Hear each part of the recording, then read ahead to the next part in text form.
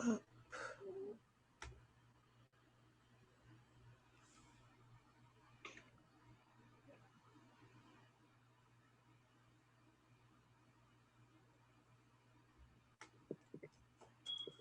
Hey everybody, we're gonna get started in a few minutes. We got 3 minutes. So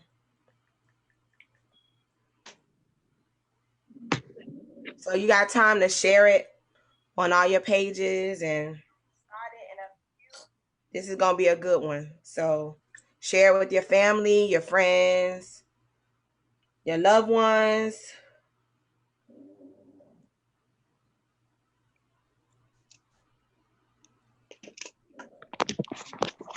Kiki, tag me real quick, or one of y'all tag me while I'm doing this. I just started a watch party, so. Okay.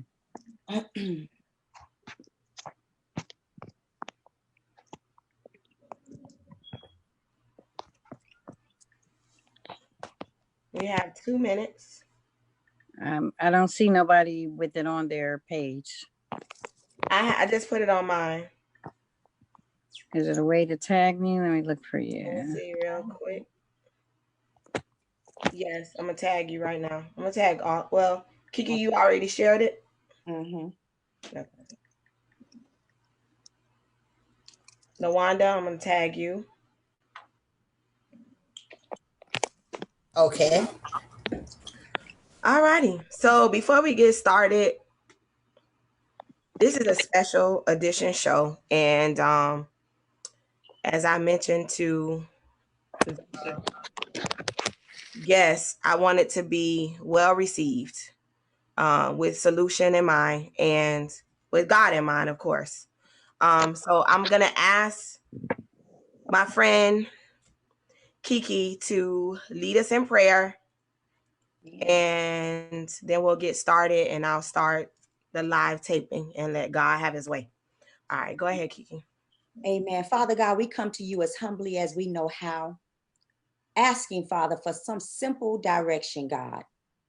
The only thing that we ask, God, is that you make this podcast out to be meaningful. Father God, we realize that there's a vision here for this platform. And so we ask that that vision be impactful, informative, and in the end, God, we have resolve. God, we want to ask these things that they come by way of unity, love, and peace. And Lord, in the end, you can get all the joy and all the glory because we put you first. Amen. Father God, we ask that you just continue to bless this platform. In Jesus' name we pray. Amen. Amen. Thank you, Kiki. You're welcome, darling. All right. So let's see. We're gonna get started. 7:30 on the dot. All right. Ooh, things, y'all ready? All right. Here we go.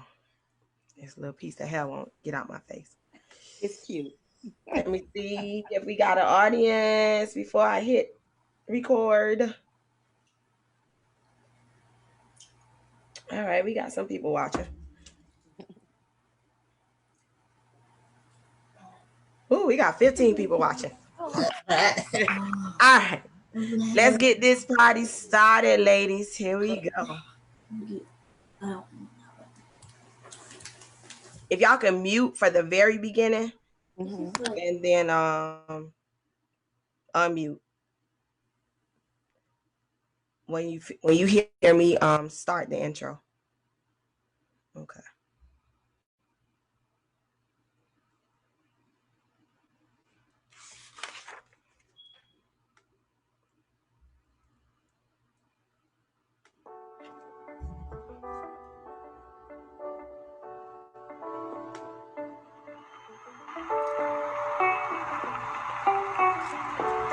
Hello world, your sister is here, ready, open, and as fabulous as possible. I am your sweet Melanie, and you are now listening to Girl What? So at the top of the show, we always start with the drink of the day, and it's the introduction to my guest for today. And I think I have my lovely friend Misty is going to introduce the drink. Good morning, listeners. And so today I am drinking tea along with my sisters, and we're calling this tea Breathe. And I'm going to tell you why we're calling it Breathe, but I need to put on my handy assistants called the glasses to tell you. So, breathe is to take a breath no matter how shallow, to have air flowing through your lungs, to provide oxygen to your blood cells with the ability to flow. It is what wakes us up in the morning and what keeps us during the night. So I tell you all, if you're out there, if you can grab your favorite mug and have some Breathe tea with us tonight, because it's what will get us through not only this evening, but forevermore until that great getting up morning. Here you go. Thank you. And who's going to go next and introduce themselves? Kiki, you want to go? Problem. Hello out there in Facebook and podcast land. I am your girl, Lady Kiki, better known as Lady K, the dope woman of God. How y'all doing? Let's get into it. Wonderful, wonderful. Ladies, it's great to be here. My name is LaWanda, and I am super excited about our show this evening.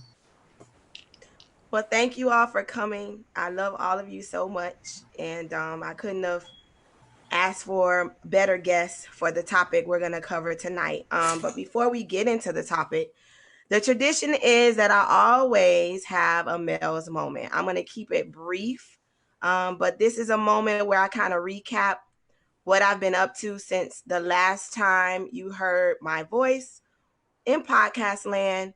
So I'm just going to get right into it. Mel's moment.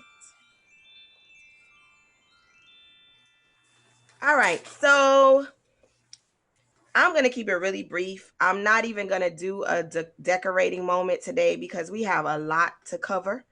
And so what I really just wanted to focus on, I want everybody to jot down, type in your phone, whatever you need to do that's necessary. I am trying to build my subscribers.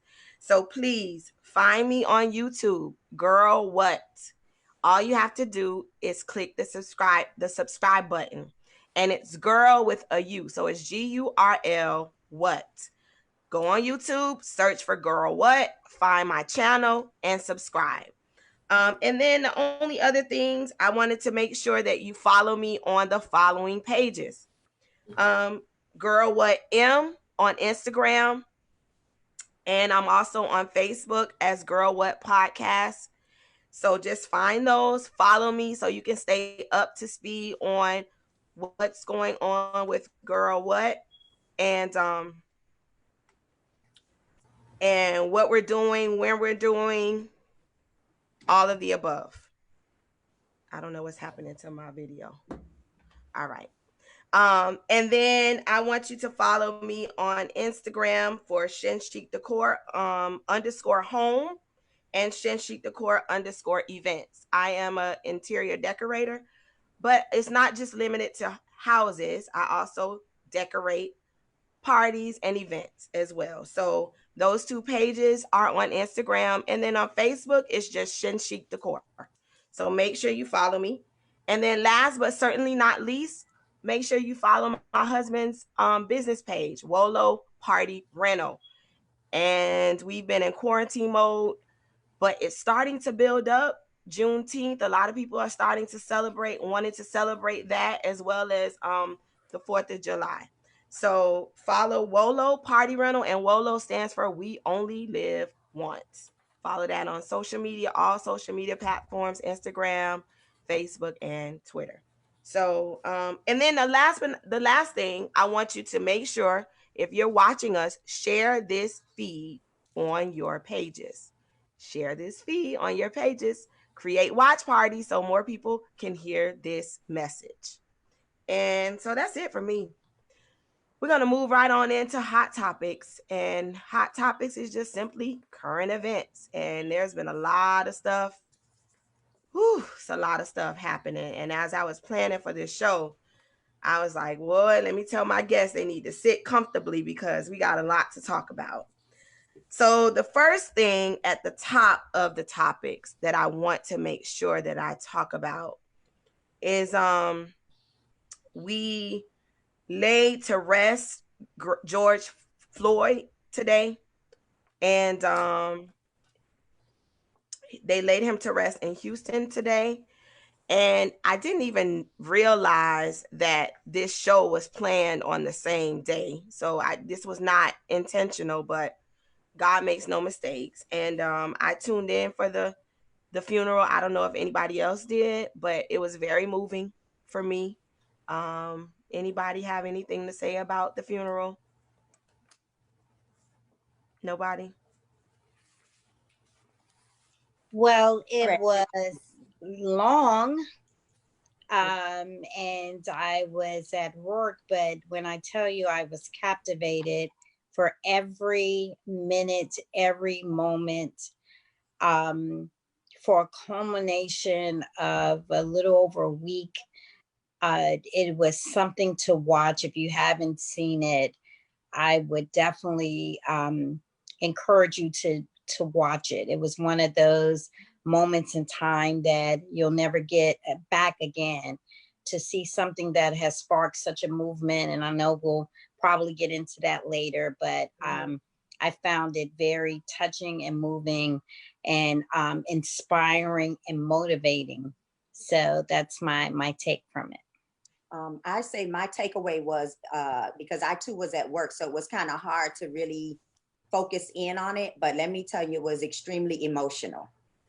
And you know, sometimes when things are that emotional, it just draws something out of you, and it was just very emotional. And to watch the family and the children, and your heart just bleeds for them. But it was, for me, it was emotional.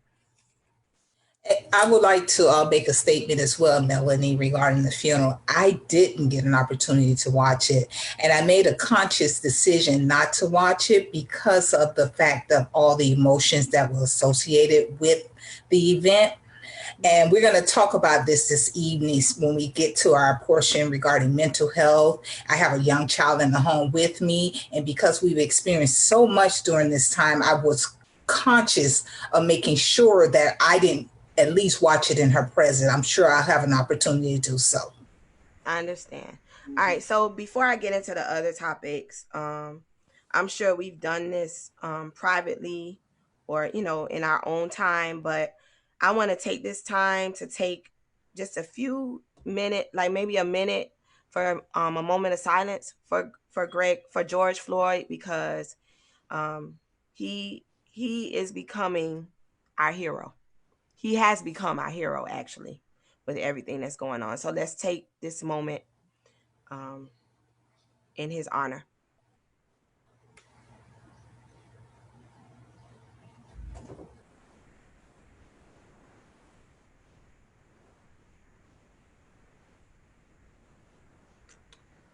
Okay. So I'm going to go into what's happening today. Also, is there were elections today. Today was the primaries.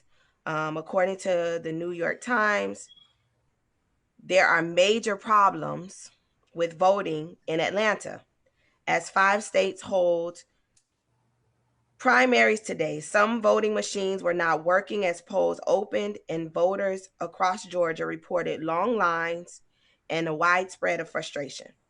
Nevada, North Dakota, South Carolina, and West Virginia were also the states that were voting today. And I'm pausing because this news frustrates me. And you know, we'll talk about some things behind this, in my opinion, but when I hear that the voting machines are having challenges, that frustrates me. What do you all feel? Absolutely frustrated. I mean, They knew it was coming. Didn't anybody think to do a run through first? It's absolutely frustrating, especially when right now the times are so pivotal that we need to, we have to, we must, without a doubt, get out there and vote. And the last thing we need is for people to think that their vote is not going to be counted, because we know that that's what our people say. My vote is not going to be counted because they threw out all these votes, or they don't understand the full election process and the electoral and all of that stuff. And so we definitely didn't need this right now. And I heard that the lines were also extremely long, which was to be expected if you did not do your mail-in ballot. But yeah, I don't understand that either, sis. I really don't. Anybody else want to comment? I was rather concerned when I heard that news as well.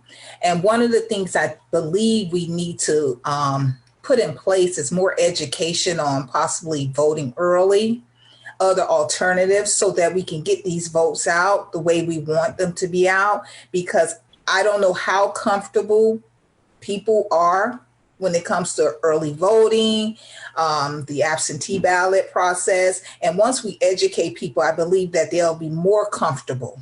So we do have a responsibility as well. I agree. I encourage those that there's some in some of our Midwest states that are still out there in line to stay in line and stay the course. It is disturbing to hear at any time that there are problems with people's rights abridged by machines malfunctioning. And you hear it widespread every single election. But we have to be resolved within ourselves that if there's a glitch in any other areas in our life, we kind of stay the course. Yes, so I just encourage voters to stay the course. Yes. If you're still in line in places like Georgia and South Carolina, where polling places have now, commenced, but you're in line to vote, your right is to still vote. And, yes, they do check machines. I can't tell you what, but there's human frailty in every aspect of, our civil society. But I encourage the voter not to be deterred. That's my statement. Okay, and I did want to just take this moment to say that since we do, we're from South Florida, this show is taped in South Florida. So I wanted to let you all know way ahead of time that in South Florida, our primaries early voting begins August 8th. And the last day of voting, the official primary voting day for Florida is August 15th. So y'all have plenty of time. If you're like myself, I've already told myself I'm not doing the mail-in ballot, but I will be there first thing August 8th. So we have plenty of time.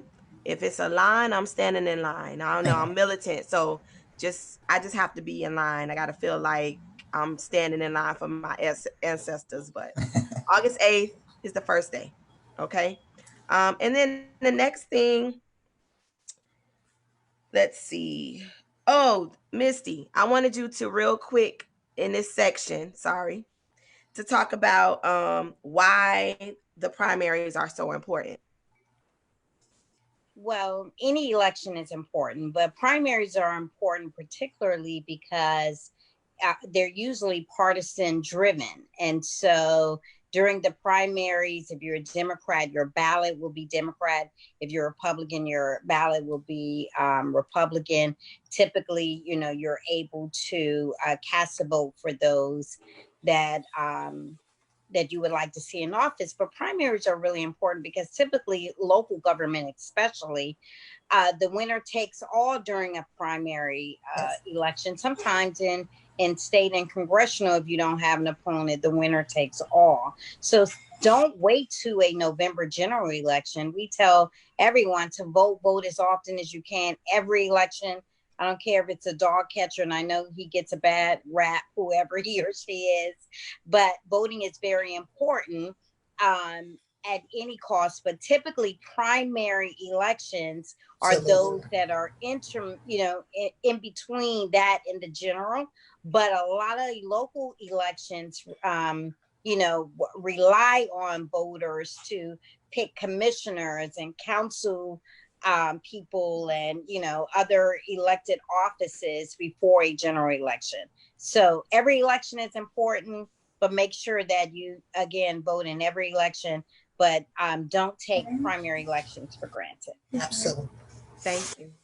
Okay, so according to New York Times, hashtag Blackout Tuesday was an initiative sparked by a music industry protest that became a social media moment. Hashtag The Show Must Be Paused was the brainchild of two Black women who work in music marketing, Jamila Thomas and Brianna, I can't say her name, Agimang. I hope I said it right. The idea morphed overnight on social media into a less focused action, resulting in a sea of black boxes across social media. The intention was to pause streaming on brands such as Spotify, Live Nation, Apple, TikTok, and musical activity in effort to protest the unlawful death of George Floyd in Minneapolis. It happened to fall on the same day as the primaries in several states. And so there was some confusion, to say the least. There were, mixed messages. I don't know what happened. What do y'all think? Can't hear you, Misty. Can't hear you, Misty. Still can't. We still can't hear you. Okay, Go ahead. I think I got it. I said I don't want to dominate the conversation, but let me just share this. And I shared it with my friends that sent posts and social media about this particular blackout. Blackouts are done. We got to be careful. This is all I want to say. We have to be careful for what they are. Right now, social media is our platform. Social media is our way of getting communication out. And I was told in a particular conversation that it really hurts the Black media and the Black markets that, that use these social media platforms as their way of gathering information. We never want our people, especially, to be uninformed.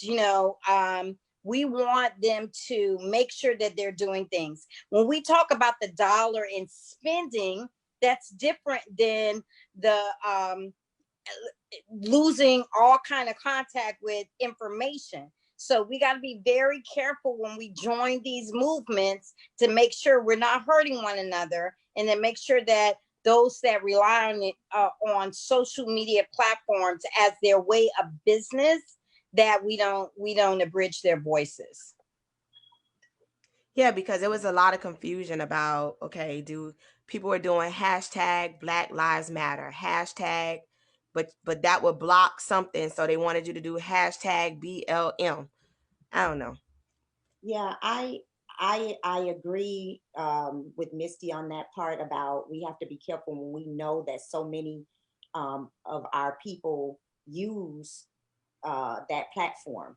If you are a business owner, and you already, because you're a business owner, our host is business, so she knows that when you have a platform to use, who takes a day off when you're working for yourself? Hardly ever that's going to happen. That's just not going to happen. So it was a lot of confusion, but I do agree. We have to be careful, and we have to understand what they're about. Like, I just don't like jumping on bandwagons just because. Absolutely. Let me know, give me a chance to understand what it's about. And then that way, if I am challenged or asked about it, I can intelligently explain why I did what I did. I'm not a follower, so, and I don't think that we all should just follow something just to follow, So that's my take on that one. Yeah, I agree wholeheartedly. I woke up Tuesday morning and I saw everything blacked out. I didn't have a complete understanding, so I didn't follow suit. However, whatever platform we have or whatever mission we have, and it's a positive mission, I do look forward to following, but I totally need a great deal of understanding. And just like Kiki mentioned, we just can't jump on a bandwagon because we may be shooting ourselves in the foot, so we have to definitely be careful. Just because you see everyone's page is blacked out doesn't mean you just black it out because you're a Black person. All of that doesn't make sense. So get understanding when you're doing things. I agree. And let's be clear, some people may have had an understanding. I'm just saying, for me, I did not understand. So, that's just because there was people that I respect that did have their pages blacked out. I know they're very vocal, and so maybe they had an understanding. But for me, I don't just do it because I see other people doing it. Now, what I did do is not post on that day, because unless I had to, which I did not. So I did not post. I still, may have followed for informational purposes, but out of respect, I didn't post on that day. But no, I didn't. Again, the intention was, and I don't think they planned it out, which we'll talk about it later. There is an initiative that I am supporting and that I've been working, but it just reiterates the point of whatever initiative it is, it needs to be planned out. It cannot just be an overnight thing because it's going to be confusion, especially with our people. We can't ever just follow. You know what I mean?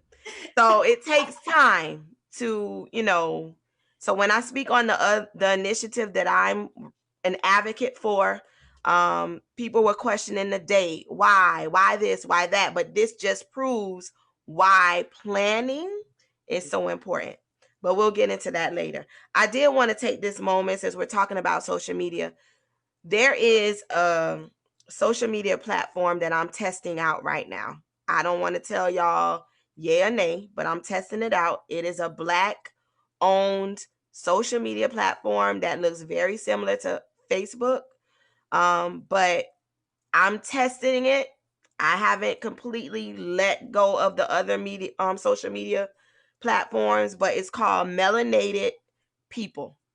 And I'm sure many of you have been, watching all the information that comes across your feeds. And by now, most of you are aware that Facebook is one, Instagram is one, that highly supports Number 45's initiatives, even after this situation that happened with the late George Floyd.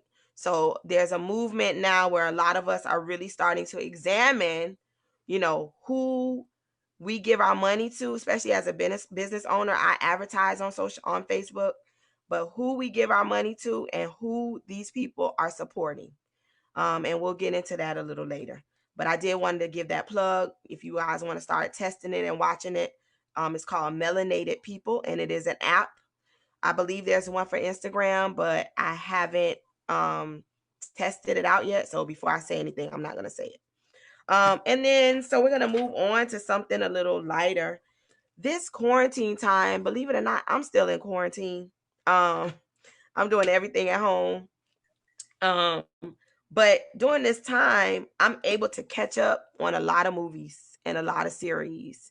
And so I jotted down a few. If you all have some that I leave off that you've been watching that are really good, please add them. All right. So with the peaceful protesting and the death of George Floyd, I'm more inclined to gravitate towards movies that offer some backstory information about us as a race, and how things kind of all cultivated to where we are right now. So Watchmen, it's a kind of weird series, but it's got a historical background to it, and it's really good.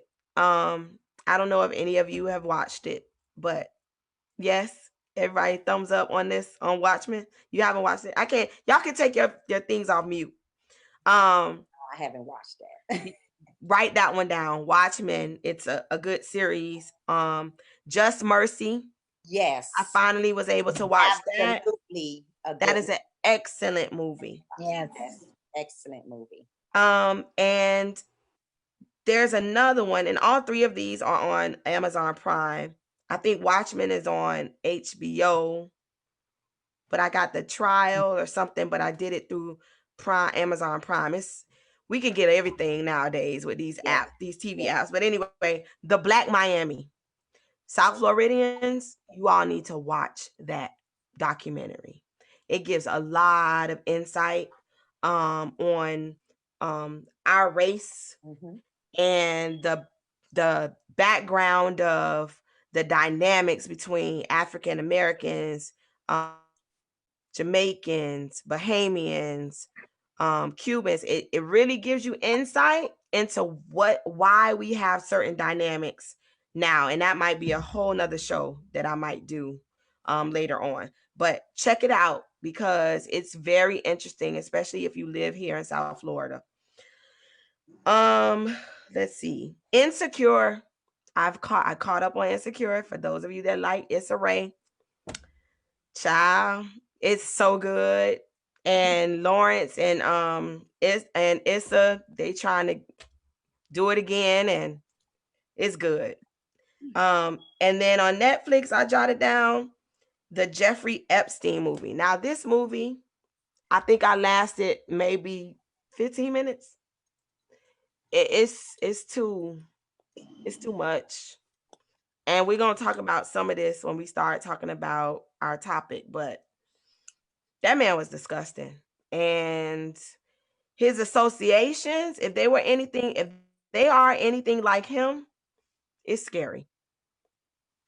So that's it. That's the only thing I wrote down. Do any of you have any movies? I do. I saw The Underground, and it was good. The series of Underground, yeah. And then one I tried to tell Misty to watch. I don't know if she ever watched it, but I did. Fires, yes. What was it called? Series Little Fires. Oh, girl, yes. Yes. That's good. Yeah. And I like both actresses too. So that yes. That is Underground, you know, when you're talking history, because I'm a big history watching person. So listen, you can't really know where you're going unless you know where you came from. So exactly. I definitely like to watch a lot of history. So Underground was awesome. I gotta watch that. Is that on Netflix? Yeah. Okay, I gotta watch. You probably find it on Fire Stick too, or Hulu. Okay. Tell you a little bit about Miss Harriet Tubman. Okay. Yeah. Anybody else? No. I hit them all. Absolutely. Audience. Somebody said the Innocence Project. Okay, I gotta jot that one down. Oh yes, yes. I saw that. Yes, I forgot about that. Yes. I gotta check that out. Very good. Let me tell you something. Right now, TV is lit. Okay, I don't have cable, but I think I watch everything. It's some good stuff on TV now. All right. So COVID-19 updates. So US confirmed 2.01 million and 539,000 recovered, 113,000 deaths. That was when I checked about 4:30 today. Florida confirmed 64,904. Recovered, no statistics for some reason. Deaths, 2,712. And the numbers are rising. And people are still moving around without masks.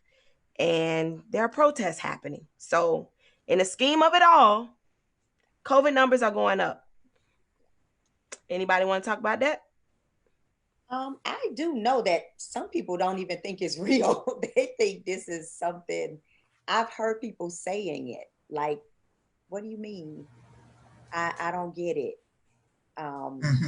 It's gonna be a long time before I start doing anything regular that I was doing, you know.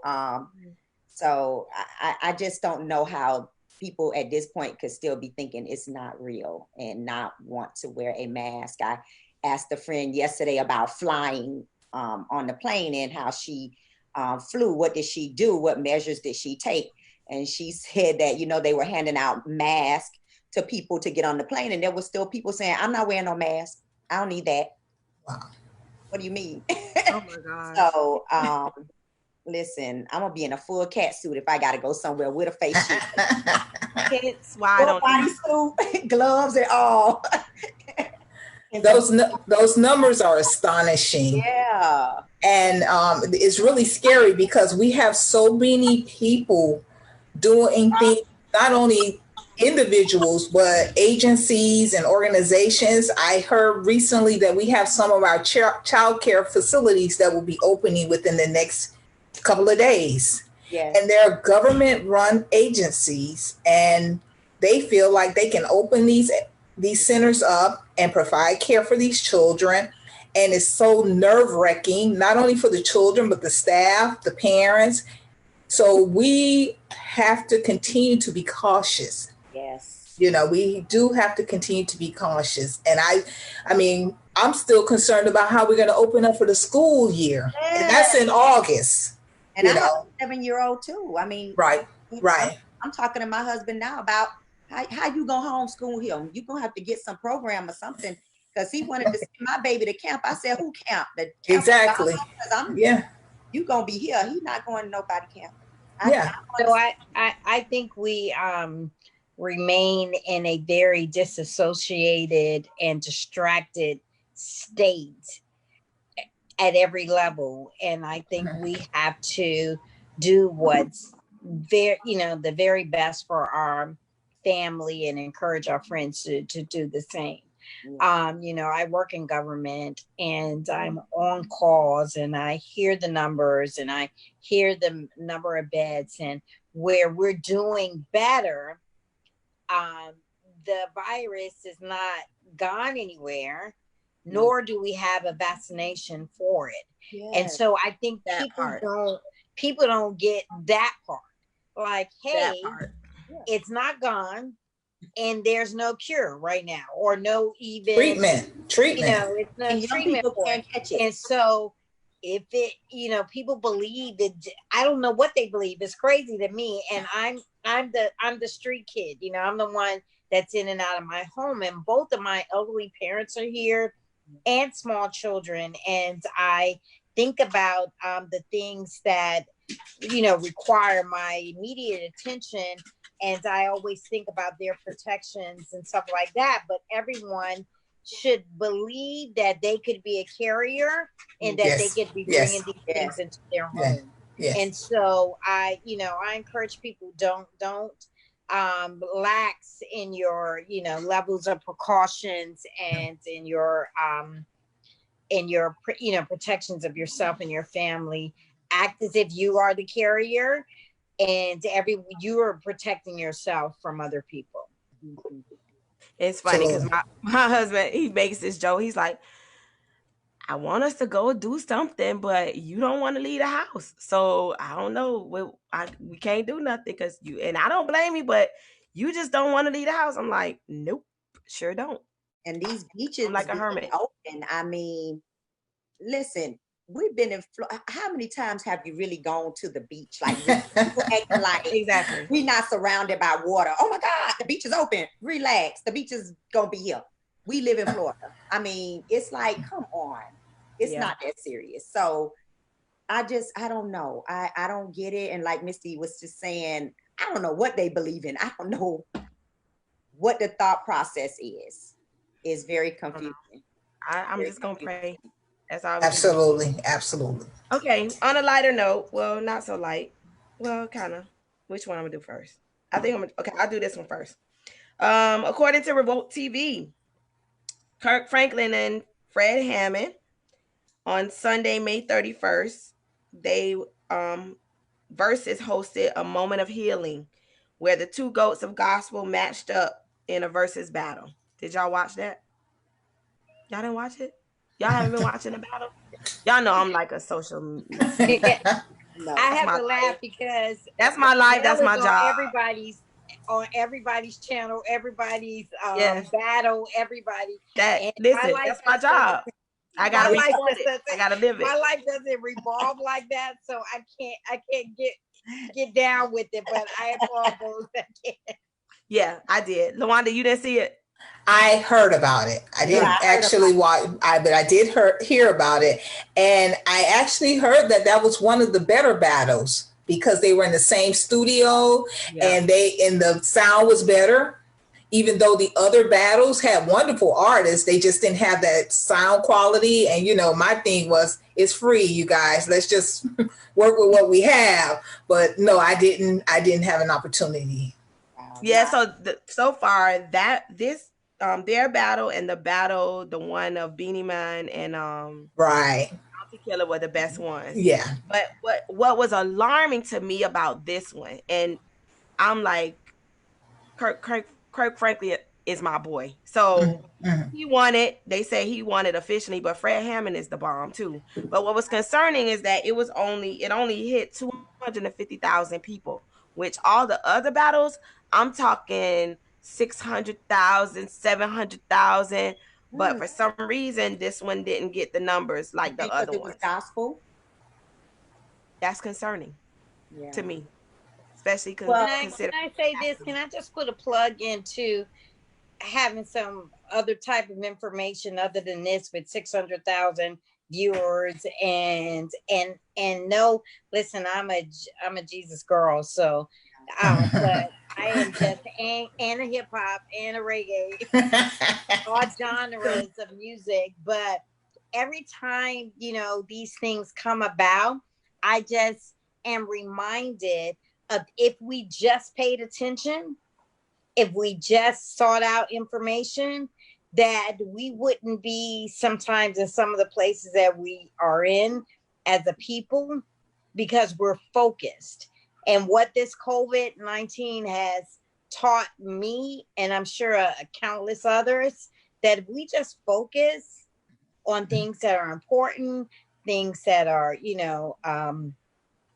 that make sense for, our lives and what are necessities, I think we'll just be a whole better race. Yeah. In the end of all of this, I really do. Yeah. Yeah. Well, y'all missed the treat. I got my praise dance on, I got my trap gospel on, and y'all missed it because it was the bomb. Yeah.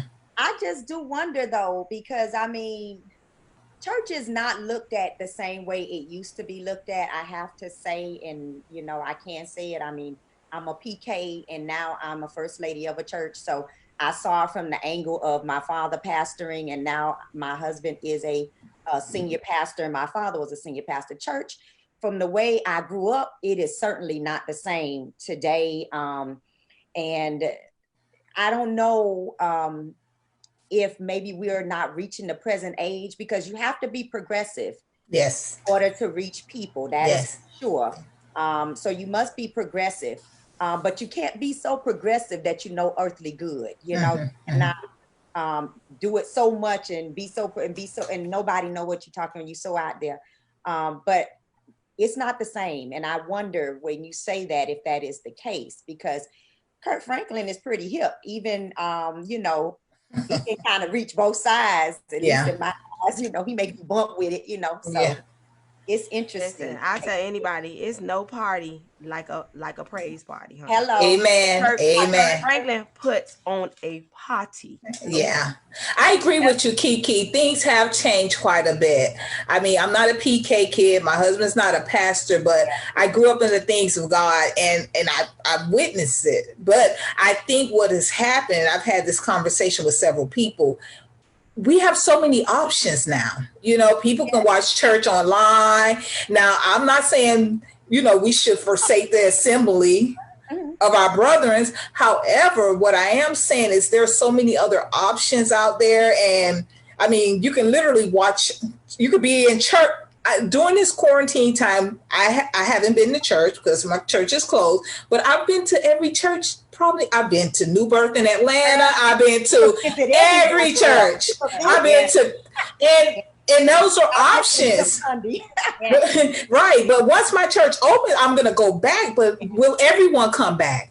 Yes. You know, we have to keep that in mind as well. Yes. And let me say Can this, I the say word this about though? As Go we ahead, are, Mr. as we are experience these new phenomena of gathering people, I just hope that we're sharing a message too. yes. So we get this audience. Everybody doesn't get a platform. Mhm. So God has given you a platform.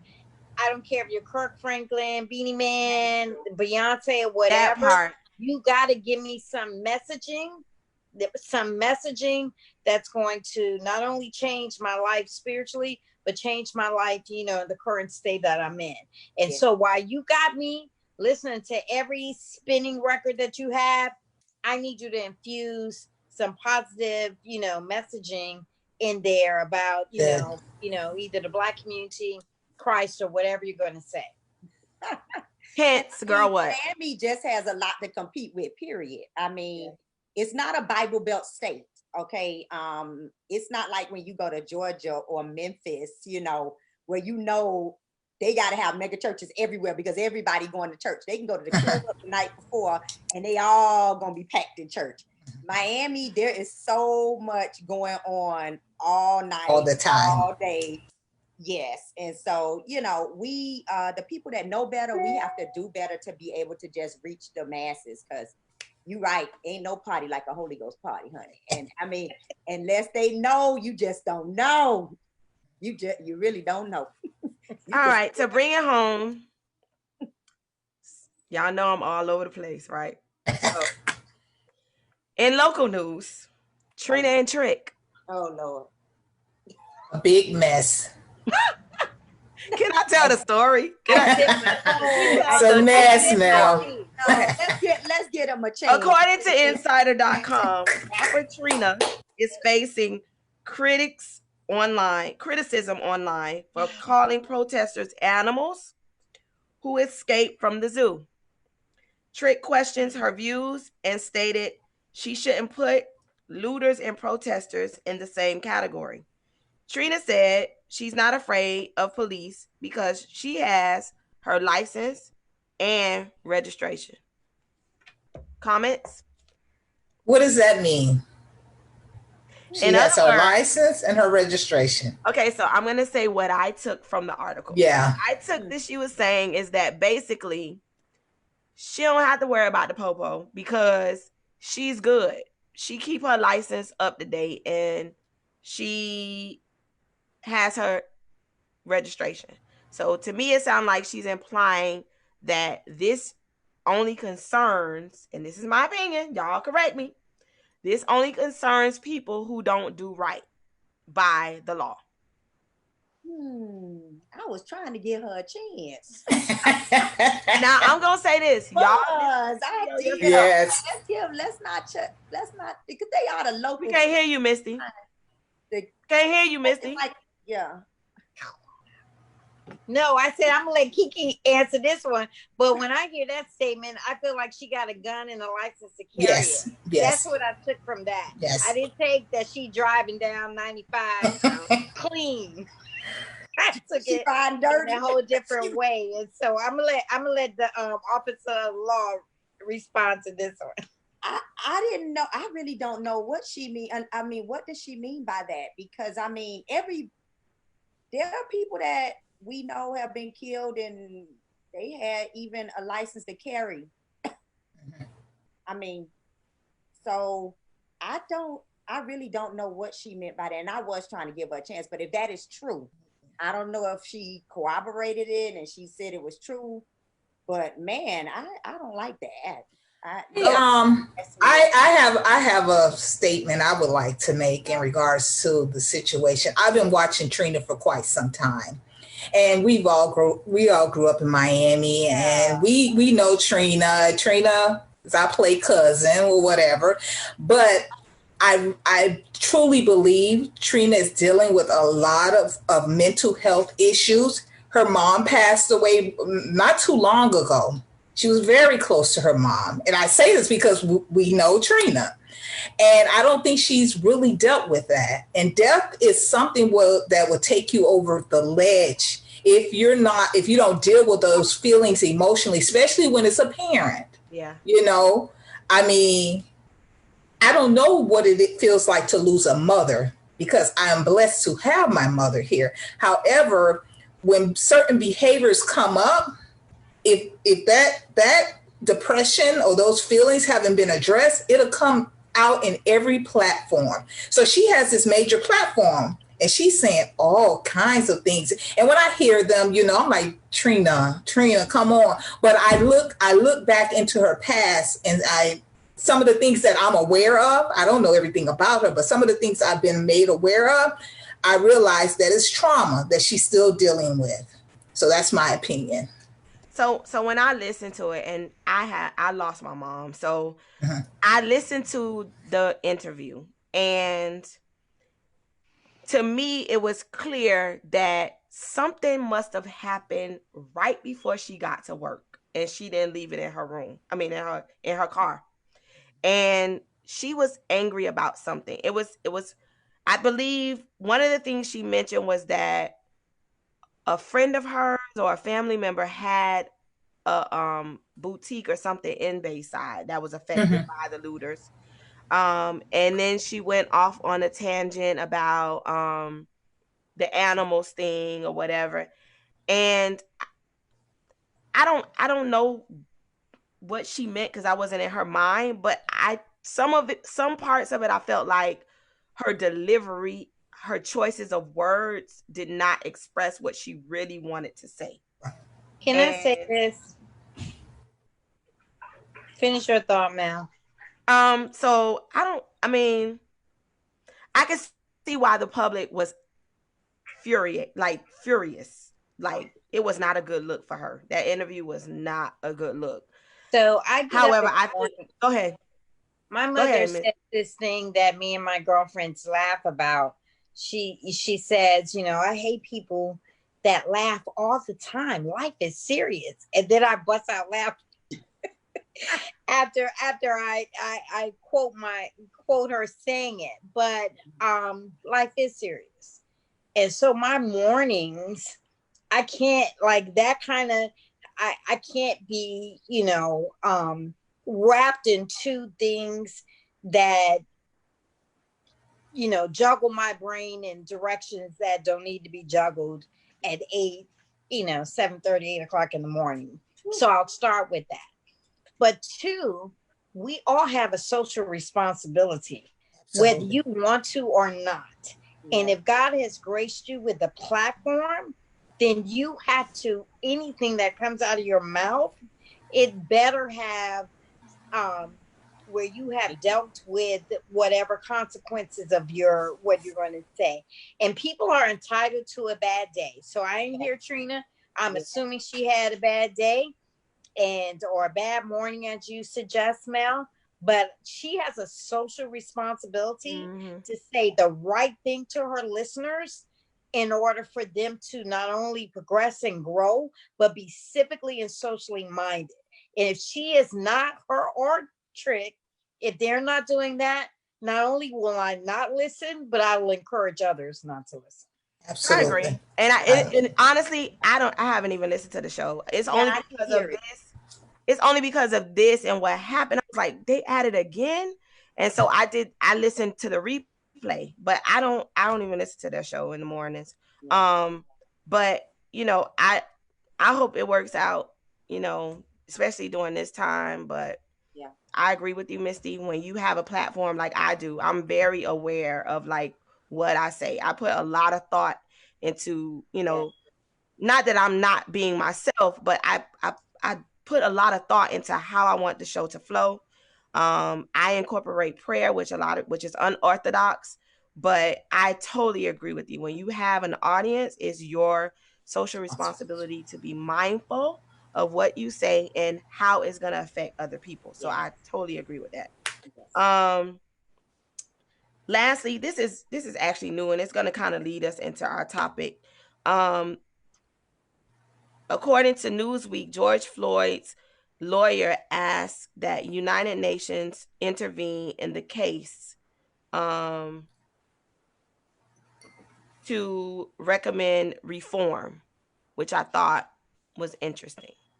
This is new news. I don't know if you all knew about that, but sounds to me like he's trying to use this case as a way to reform, for real reform, and no longer just, okay, the case is closed, move on. Like, he wants it to be reform or reformation in the judicial system. So I thought that was interesting to bring up. So I'm going to, let me see how I want to start the conversation. I'm going to do what I always do. I'm going to say a quote, and you all are here. You were chosen by me for a reason, because we all serve this community in different capacities. And I think our brains and our hearts are good voices for the topic that we're about to talk about. So the quote is this. Here we go.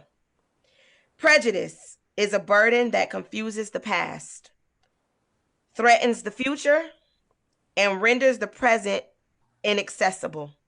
That is a quote written by Maya Angelou. Anybody want to chime in, or if you need me to read it again? I need you to rewind that. Yes. Okay, here we go. Prejudice is a burden that confuses the past, threatens the future, and renders the present inaccessible. And renders the present what? Renders the present inaccessible. Well, first Anybody of all, wanna I'd go like first? to say I'll say this about that. That quote is very powerful. And during the time that she wrote it, man, can you imagine the era that she was in when she wrote that? But I have to say, in taking different training courses and things that I've been through, some people don't believe that there's still prejudices going on. Yeah, I've sat in classes and different things with people where people will say, well, the instructor may say something like, well, what do you feel when you hear the word prejudice or cultural diversity or different, words that go on those lines? And I've had people say, in the classroom, well, I just feel like I'm being held accountable for something that my ancestors did. I didn't own any slaves. And we already got our 40 acres and a mule. So it should be all right because we've been made whole. We equal now. And so it's kind of shocking when you hear that, and I say to myself sometimes when I've heard it, I say, wow, at least I know at least I know you told the truth. Some people won't say it out loud, but I have heard it. Some people don't think that prejudices are still out there. So, anybody else? Go ahead, Misty. I see you trying to hold it. I see you. I see you. Mike, right. First of all, I got my phone sitting on my computer, so I'm moving my mouse like my mouse. And I can't find my glasses. So you said real life, y'all. This real life. Quarantine life. You Raw. said words that all the were way. powerful. You said words that were powerful that I wrote down, and I don't know what I did with my readers, but you said prejudices are burdens, confusion, threatened, and inaccessible. Those are some powerful words. Burdens, threatens. I don't, but that's what they are. And they are, those words are put upon those that experience it. So it's not a burden to the oppressor. Mm-mm. It's not a threaten to the oppressor. It's not inaccessible. And what was the other word? But it renders the present inaccessible. It's not that to the oppressor, it's those that feel oppressed. And so we feel that. Burdens are, we in the spiritual realm, those are heavy things, when we feel threatened, our bodies clench, and we have fear against that, and to say something is inaccessible, that you can't even get to it. You can't even get to it. It's her words. I mean, she was a poetic giant, so I'm not even going to try to get into her head to figure out what she was talking about. But the words that she used should be, I mean, those things, that's a powerful statement to make. And those that are oppressed and feel those things by prejudices, somehow we have to fix and change that. That's deep. Yeah, it really is. LaWanda, you need me to read it one more time? Yeah, please. It's deep, and it really is. It really is. It because I feel like it's at the core of what we're trying to figure out. So the quote says, "Prejudice is a burden that confuses the past." What happened? Prejudice is a burden that confuses the past, threatens the future, and renders the present inaccessible. And what I hear, or what catches my attention, renders the future inaccessible. The present inaccessible. The present inaccessible. That is powerful, as Misty already mentioned. And it when one presents these prejudices onto others, as we've seen over our lifetime, they don't have an opportunity to experience the future or the present like someone who may not be dealing with those same prejudice feelings from someone. So the poet herself expressed herself in probably a time that she was able to witness a lot of things that similar to what we're witnessing right now. So it is powerful. Okay, so the court, like, I guess the question I keep asking, why do they hate us so much? Like, and I'm saying us because George Floyd, that was me. He's a black male. That's my family. I don't care. I wasn't there on the ground, but that's me. I'm like, why do they hate us so much? As I'm watching these movies and I'm watching the history, and I'm reliving the history and trying to figure out what happened, because that's why I'm at watching this stuff, trying to figure out what happened. I really want to know, why do they hate us so much? Why? Who is they? Who is they? You say they. Racist people. Okay. Racist. I'm not going to say all white people, because I don't think all white people are racist. Yeah. Why do racist individuals hate black people? And I'm saying hate because to kill a person for no apparent reason, to hurt them for no apparent reason, to use unnecessary force in encounter after encounter for no apparent reason. What is the hate for? When I hear racist people say all this stuff about, I don't even want to say what they say. What is it that's making you hate us so much? So let me say this. I don't think it's just when you say racist people, what makes another person kill another person and things of that nature, that just because they hate. Remember, we have racist black people. We have racist Black people that are racist against other Black people. You know, the brown paper bag, all that stuff. This one too dark. She a red bone. They got the good hair. You got the hair. What is that? But we have it. And then we also have where our own kind kill our own kind for no reason at all. You know? Right. And wait, so it's just like it's big, it's like bigger issues. We have like a bigger issues than just racist white people that kill Black people. So that's, and not to cut you off, I want to make sure I understand where you coming not from. to cut you off, I have a lot of that in my notes, but when you look at history, all of that stuff, in my opinion, started from the racist white people. Oh, it did. We were taught. So that's we why I really hate each other. Yes. We were taught to hate each other. I Yes. agree with that.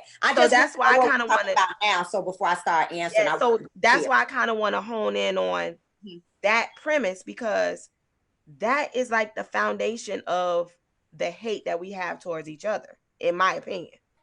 When I look at history, it's like, where did the hate come from? When I'm watching movies about Black Wall Street and how in the early 1900s we were thriving, and then, you know, racist white people just destroyed it. We didn't do anything to anybody but try to thrive and make it and live, you know, our best life, but they destroyed it. What is that? What had happened was what had happened was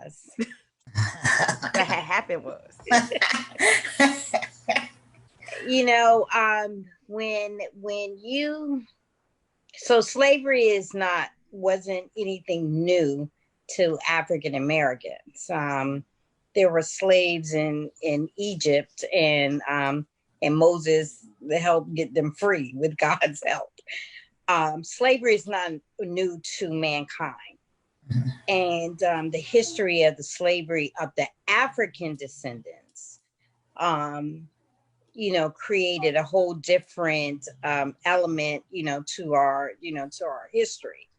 But when you were known as chattel, you know, property to someone, where they owned you, not just, you know, they almost owned your birthright, your children, and, you know, your name, and you as a person. It's like my snoring dog in the background.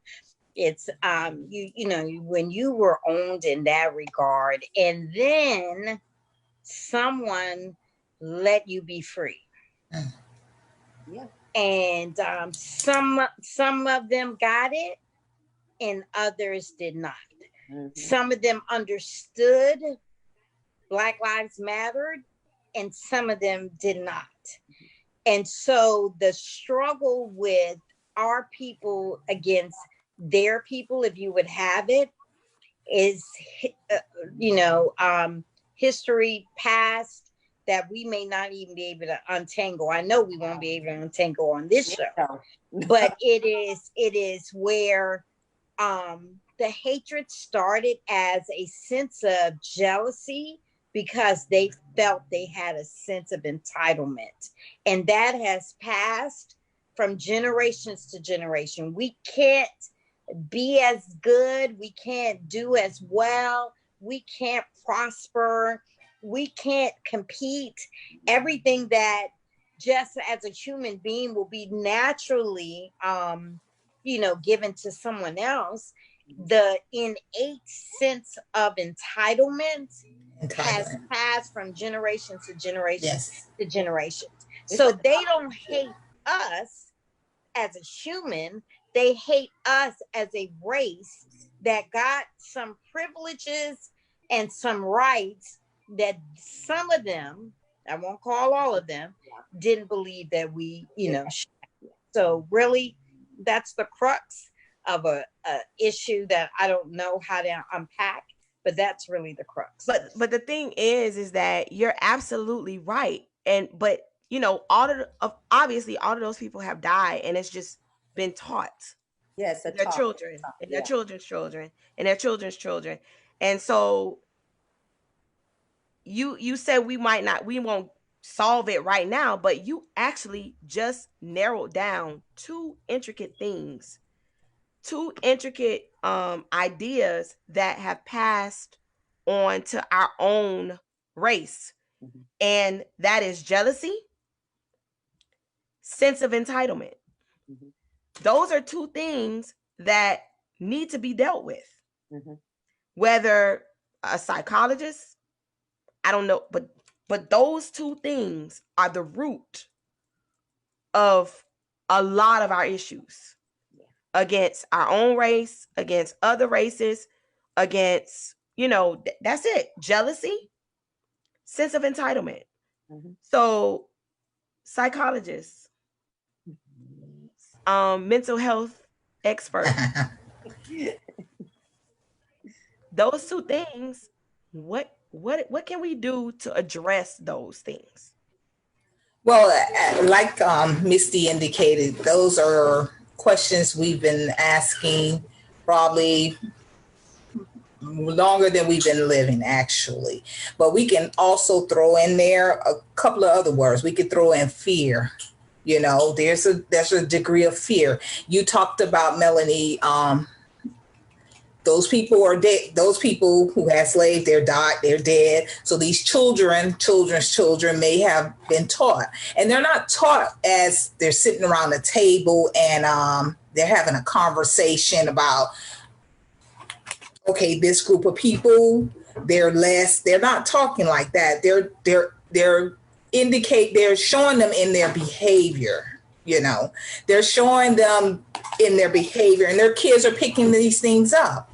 And they're running with this. They're taking them to school. They're taking them to their universities, and they're looking at a certain group of people and thinking, well, they're not as good as I am. I was talking to someone the other day, and I was telling them, I was thinking about the lady in the park in New York. Mm-hmm. Who was with the dog, and she called the police, and she knew exactly what to say to get the results that she wanted. But I can't wholeheartedly say she just hated Black people, but she knew that she had an entitlement on the inside of her as a white woman in America to say certain things to get a certain response. Because she was fearful. Right. Exactly. That's exactly. It's something about her. You're right. It's something about seeing a Black man that put her in, she felt like she was in danger, but that's taught. I don't know if she felt like she was in danger. Let me tell you why. From my professional standpoint, she approached him. She got up in his face. Yeah. Okay. Yeah, that's true. He commenced to take out her phone. That's true. I think it was more of an entitlement. Yes. Who you think you are to tell me what to do with my dog? Mm-hmm. That's what I think. Very good, Kiki. Because she knew that if she did a certain thing a certain way, because the truth of the matter is there is some thought of fear, but not at that time from her, but she knows how Black men have been treated and may have been treated in law enforcement. So she knew what was going to happen had they shown up possibly and confronted this innocent man. Right. What could have possibly happened, because we know if they had shown up, thank good, I will say, because people was like, well, why did he leave? Heck, I'm glad he left, because had they did arrive and confront him, you don't know how he would have reacted as the innocent person. It would have been more like, why are you approaching me? I'm innocent here. And then the officer could have took that as, oh, so you're talking back? Are you being smart? I doubt it if they would have just went straight to her because of how she sounded on that phone. And she knew that. So I don't think in that case, it was fear. I think that was the entitlement part. Absolutely. Okay, let me say this. I agree with that. LaWanda pointedly uses the word fear, but not fear as it relates to threat. Fear as it relates again to entitlement. Okay. The unknown. Okay, I Fear get it. you're going to take something that I am rightfully entitled to. Fear that you are going to achieve something that I am rightfully positioned for. And so the fear has been thwarted throughout history, that we're aggressive and we're this, that. Now that's new fear. Fear back in the day is that you're going to take a rightful place in this society, and I am fearful of that. Gotcha. That's Gotcha. Okay. I can see that, because if you say it like that, then yes, I can see that, because I'm definitely not feeling the physical fear part. I'm like, Right. She walked up on him, and so I don't see, but I get that. That makes total sense to me. I remember being in college at a predominantly white university. And I was in college at this university for undergrad, and I was there for graduate school. Both undergrad and graduate school, the same predominantly white university. And I was treated so differently in my undergraduate profession, in my undergraduate career, than I was in my graduate career. And what I realized at that time is a group of people will allow you to get to a certain place, but when they see you getting to the place that is close to where they are, it's a different kind of feeling they have towards you. I guess our beloved President Obama, when he was a junior senator, okay, that's cute. But when he became president of the United States, he was everything but a man of God, and people just don't want you to be where they feel that they should be. Some people, and let me say it like that, because I don't want to offend anyone. Some people, a group of people. So that's where and then we carry that same mentality into our own race. Yeah, and I was gonna say we've learned that behavior. Yeah. In our own space. Because we will cut each other. Because in our and let me say this, some of that also has to do with how we're trained to think that there's only enough space for a few of us at the top. When you will have like 4 or 5 of the same race, it's usually only going to be 1 or 2, of us. And because of that, what'll happen is, if we start getting to where it's almost where now they got to choose between one of us, I've seen people literally cut people down. And I don't understand that. I mean, we have to motivate each other. We have to, because if none of us get a seat at the table, we'll never be able to pull a chair out for somebody else. Good. And I mean, oh man, but you said that one right. You hit that right on the head. We do it to ourselves. So I mean, we could keep going on and on, and the thing is that I'm really trying to be optimistic, y'all. I really am. I'm really trying to be optimistic in the thought that things are going to change. But as I think about it and my mind wrestles with all the different things, the dynamics that exist in this current way of society, is it really possible? And so these are just things that I jotted down of issues that are at the core of what needs to be addressed in order for us to really, really come together as one great America. And it's a lot. We have to bridge the gaps in the Black community. Social climbers versus change agents in high positions. Yes. Middle class, wealthy versus poor. Educated versus non-educated. Cultural differences amongst our own, meaning African Americans, Haitians, Jamaicans, Bahamians, like that's a whole nother issue. Old school versus new school. That's a whole nother issue. It's a lot of a lot of layers of dynamics when it comes to humans relating to one another. And that's just in our own community, not even bringing into the issues that we have with white people. So are we really capable of achieving complete justice? When you complete justice, like where everything is like everybody's equal. We all could work together. We all could pass laws that benefit everybody. Like, is that really possible? So here's the thing for me, and of course, anybody chime in at any time if they have anything. I don't think we will ever be perfect. I like the word that you used about the optimistic, because we should be looking to be optimistic. We have to have something to be reaching for. If not, why are we doing this? If we're not looking for some good and positive things to come out of this. That was how you started the show. You wanted it to be impactful, informative, and in the end, you want to resolve. So yeah. Resolve, in saying that, does it have to be 100%? We would like it to be. Personally, I don't think it will be 100% because nothing is perfect. Do I think things can get better and will get better? I do. Realistically, I can't say that will be 100%, because even if we change a law, it still depends on how the law is carried out, because you can have a law like stand your ground law was not meant to be what it's being used for like now. Okay. And so look, everybody wants to get rid of it when that was really never the intention for it.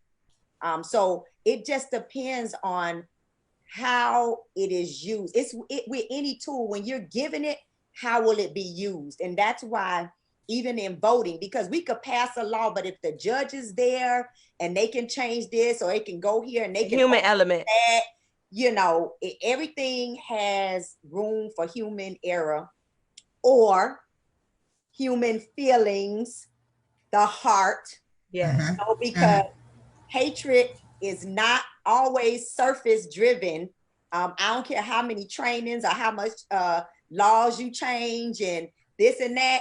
Some stuff is in people's heart. That's what I'm trying to. Okay. That's what I'm trying to say. So I think that we should be optimistic.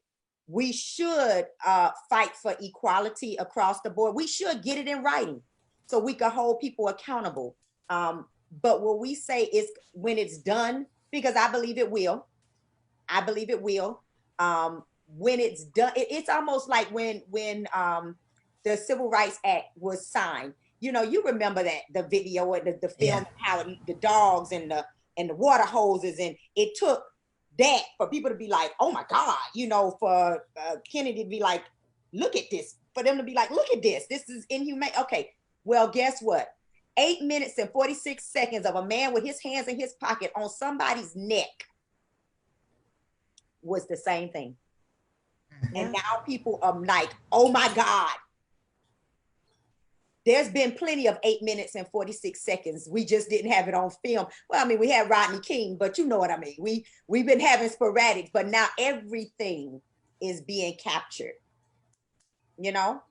And so we have to continue fighting, even once the laws do get, I'm not saying that every day we'll be marching with signs and everything.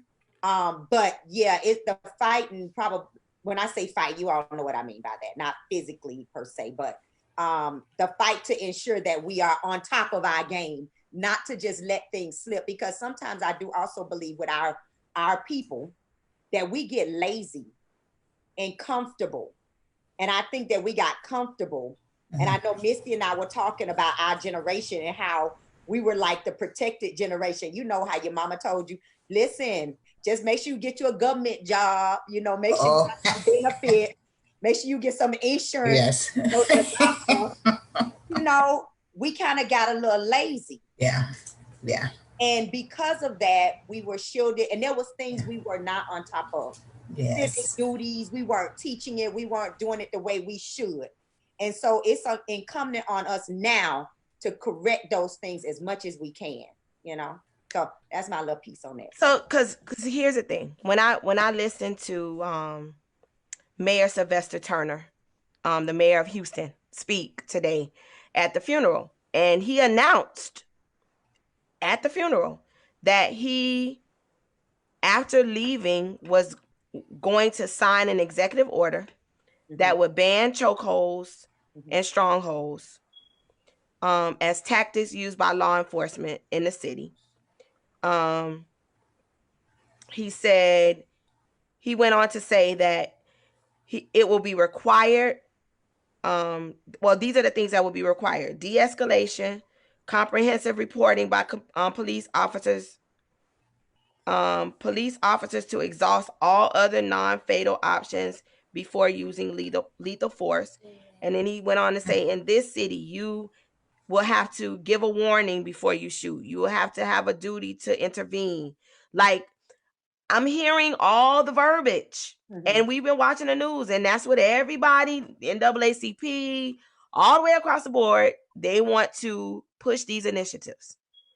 So let me give you a news fact on some of that. But I keep the reason why I started with, why do they hate us so much? Let's talk about prejudice, because there are people behind. Once all this stuff gets put in place, there's still a human element. And I'm about to tell you what one part of it is.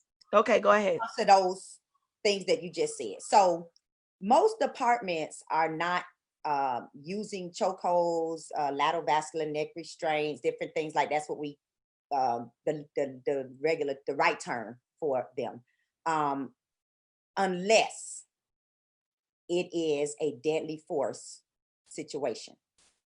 Now, he can say we're going to ban them to use it, but if it comes down to life and death, they may be able to use it because it is a deadly force situation.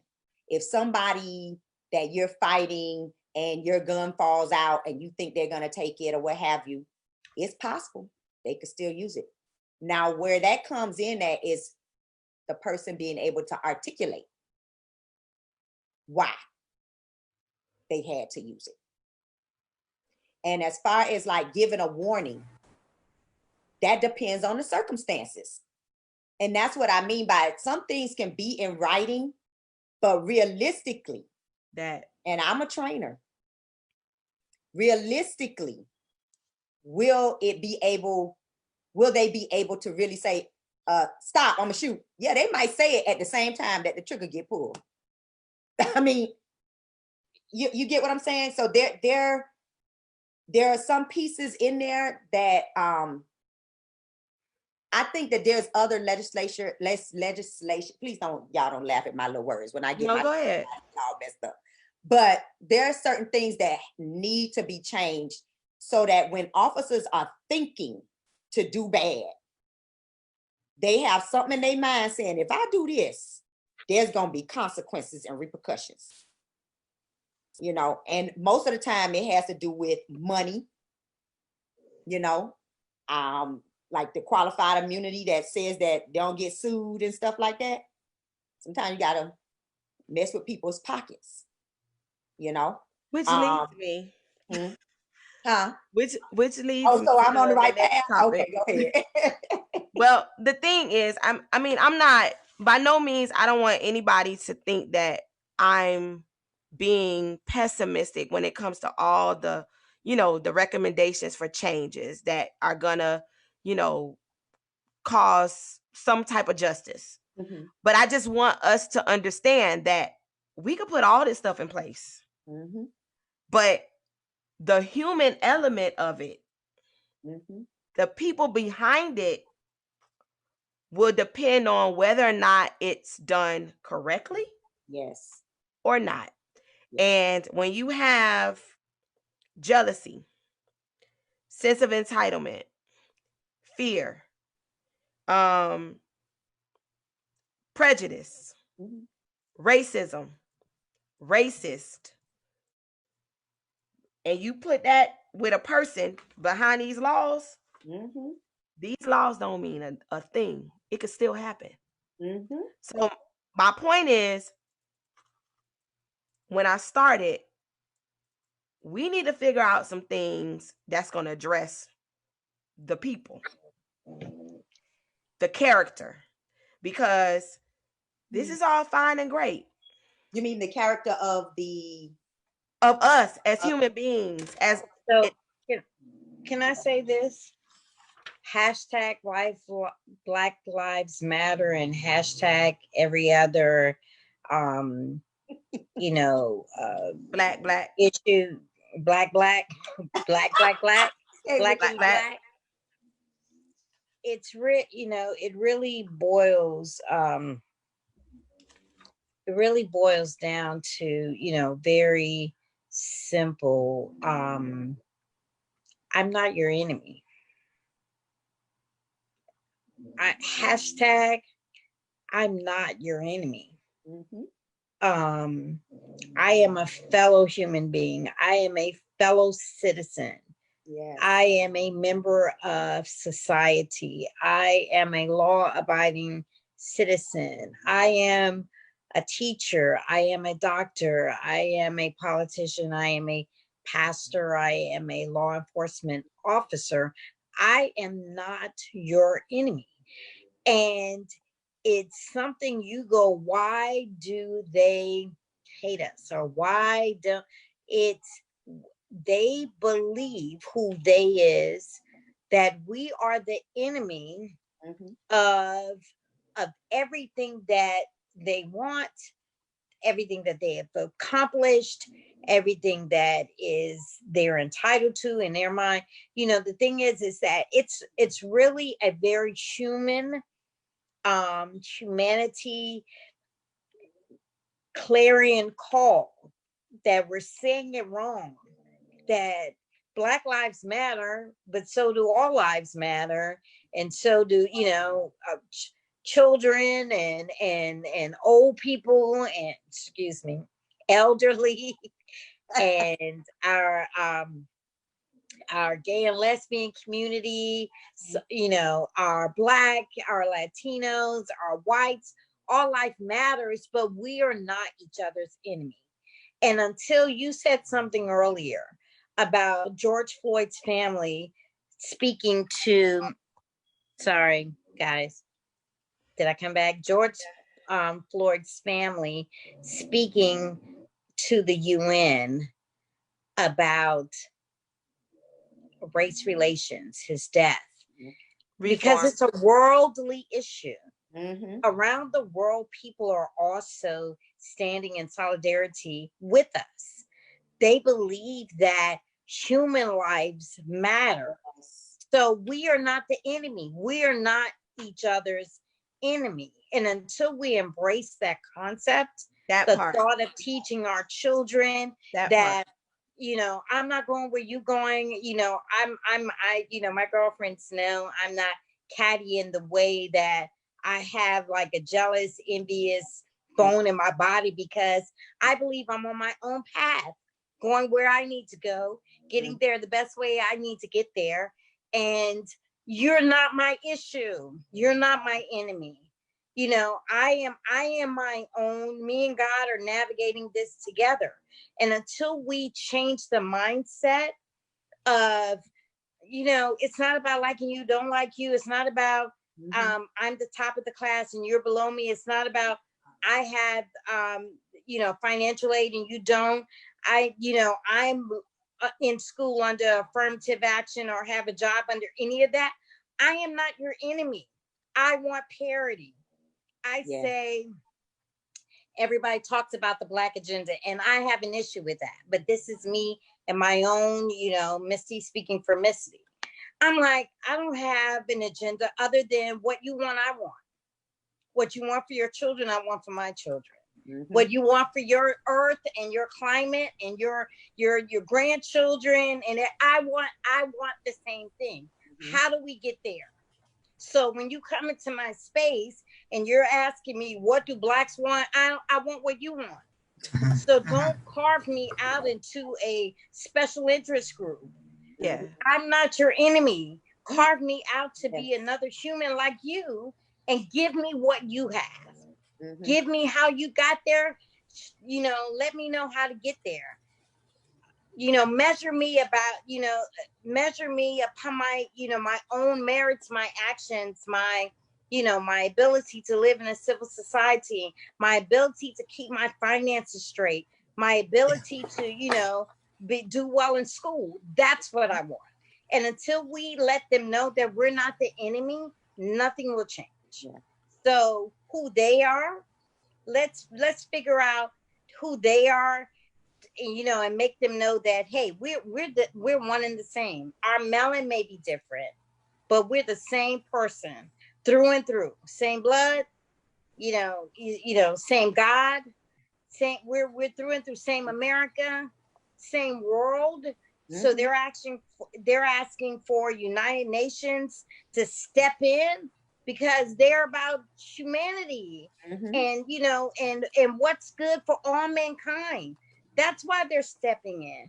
And so, you know, we gotta shout out hashtag I'm not your enemy, because we're not. In real.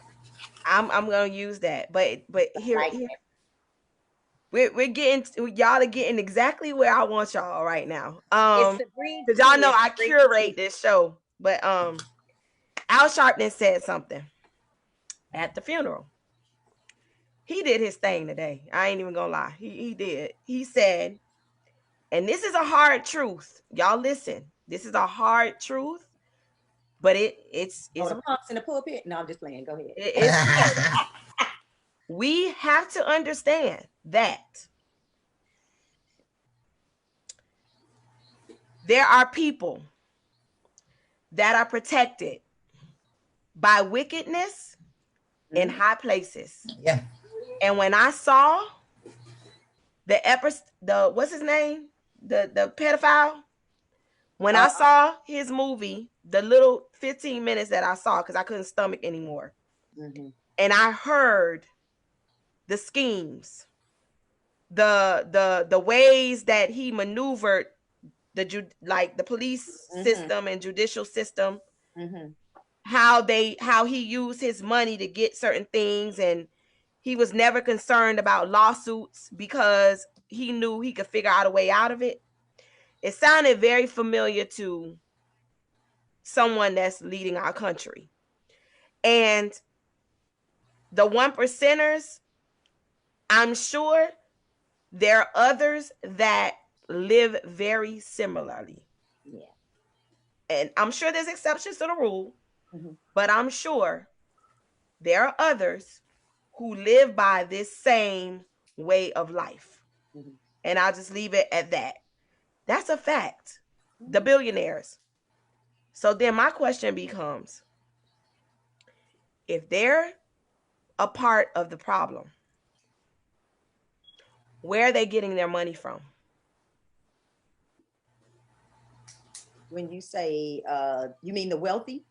The wealthy, the ones Al Sharpton said, there are people protected by wickedness in high places. Well, we know what high places means, right? People with a lot of notoriety, a lot of money. Where do they get the money from?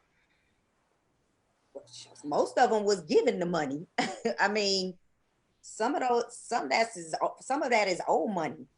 I mean, that's how our president started. Old money.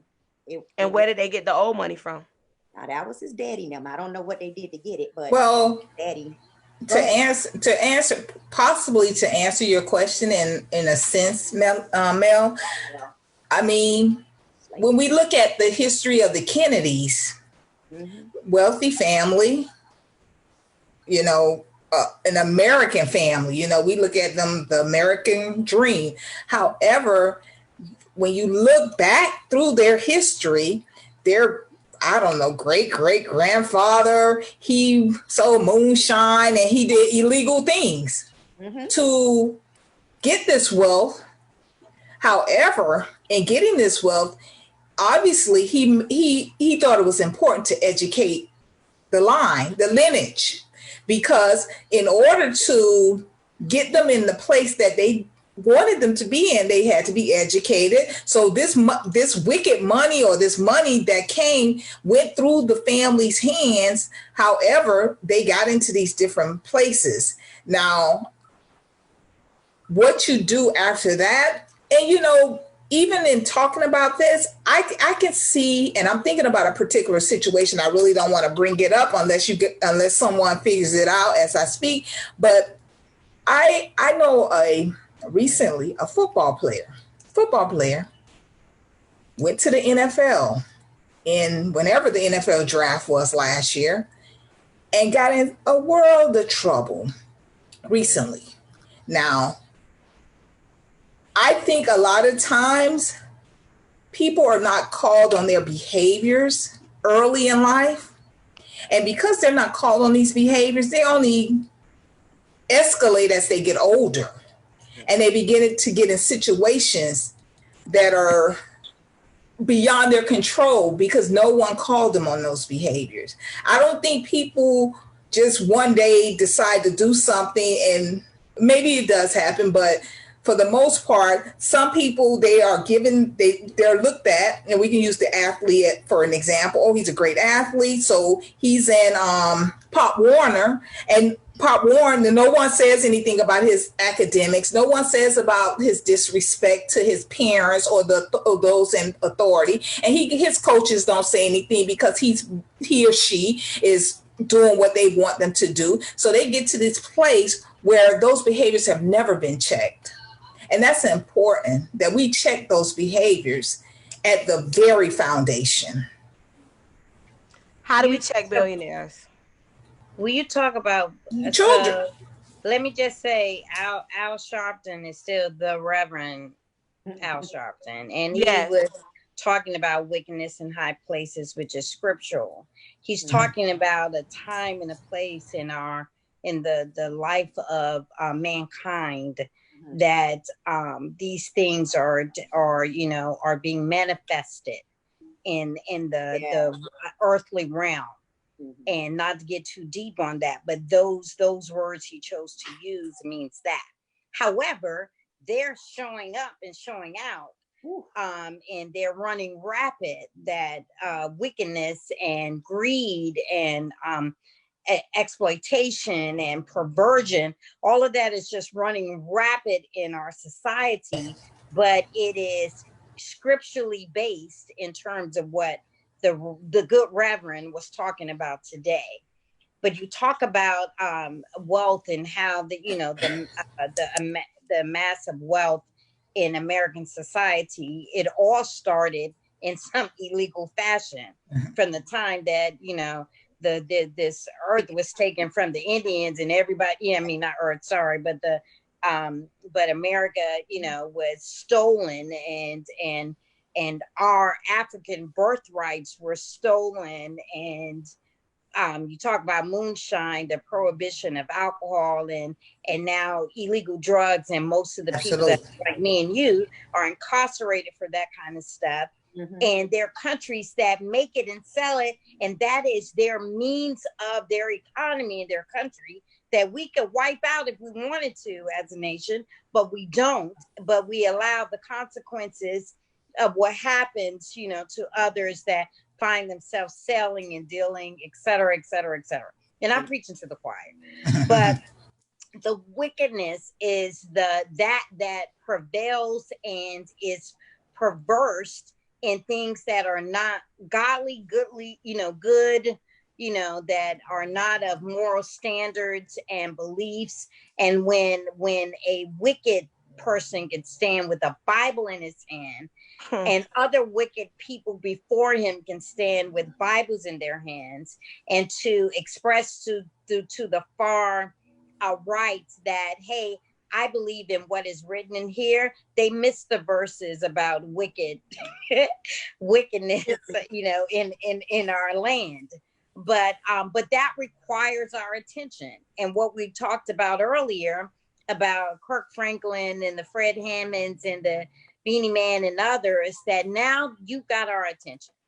We most of American watched a 3-hour funeral service, not of a slain president, but a individual that was maybe not doing right, that's not up for us to judge.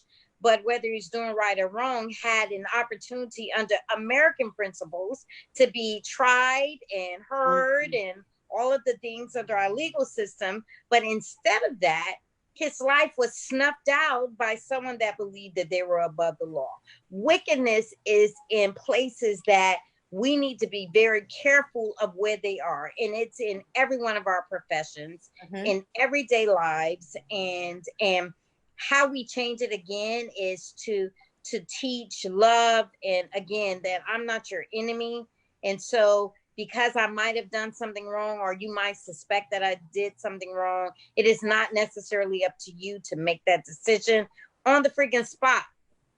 For 8 minutes and 46 seconds. You made a decision about who I am, who I was as a person. How do you do that? How do you do that? Those are not American principles. Those are not things that, sorry guys, those are not things that our judicial systems, put in place for us to, to be found whether guilty or innocent. But so when Al says that, you keep losing you. Guys, that's a zealous daughter trying to get in touch with me. But to say all of that, I want to end with Mel, like this has been such a it's an emotional conversation for any of us to have. And you had it, placed on a calendar that no one would have been able to even know that it would be the final day, and a resting, someone that was put to rest, by America in this world. You wouldn't have known that, only the godly things. We talk about wickedness and high places. There are also godly things that are, Amen.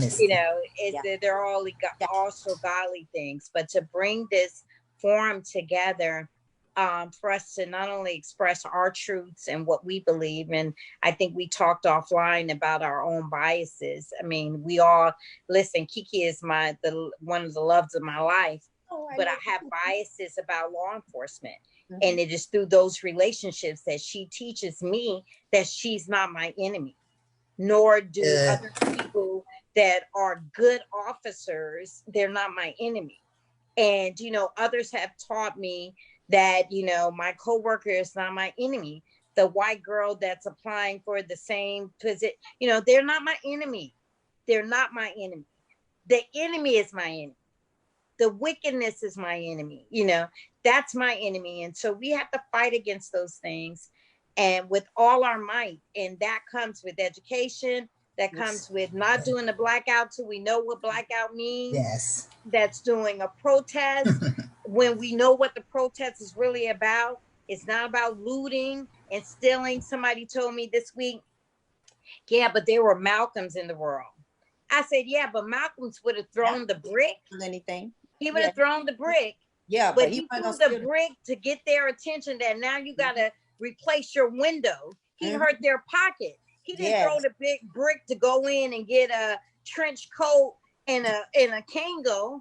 He threw the brick to get their attention. That's right. So if you're going into a store and you're taking Jordans and gold chains and TVs, that's not what this is about.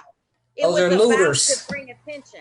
So we there's a lot, guys, but you know what I mean? So on that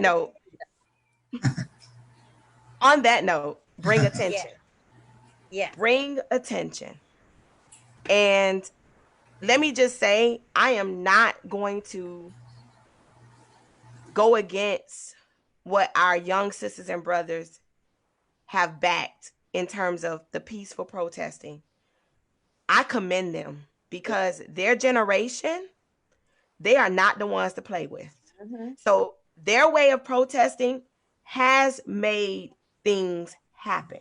So when I say what I'm about to say, please know that it is not to negate or downgrade what the younger generation feels in their heart, that God gave them in their heart as their way of protesting, that it's not important, because it is. However, what God laid on my heart, and I'm sure all of you could speak for it even before this situation, I feel we have to get people's attention that have the money. And so I'm going to read a little bit about Black Wall Street, and then it's going to lead me into the movement that I am supporting. But I just want you all to listen to this. And when I really dig into this history, this part of history, it makes me question and wonder why. Why did they destroy this? In the early 1900s, and this is an article from ebony.com. In the early 1900s, Black Wall Street was located in Greenwood, Oklahoma, a suburb in Tulsa. It was modern, majestic, sophisticated, and unapologetically Black.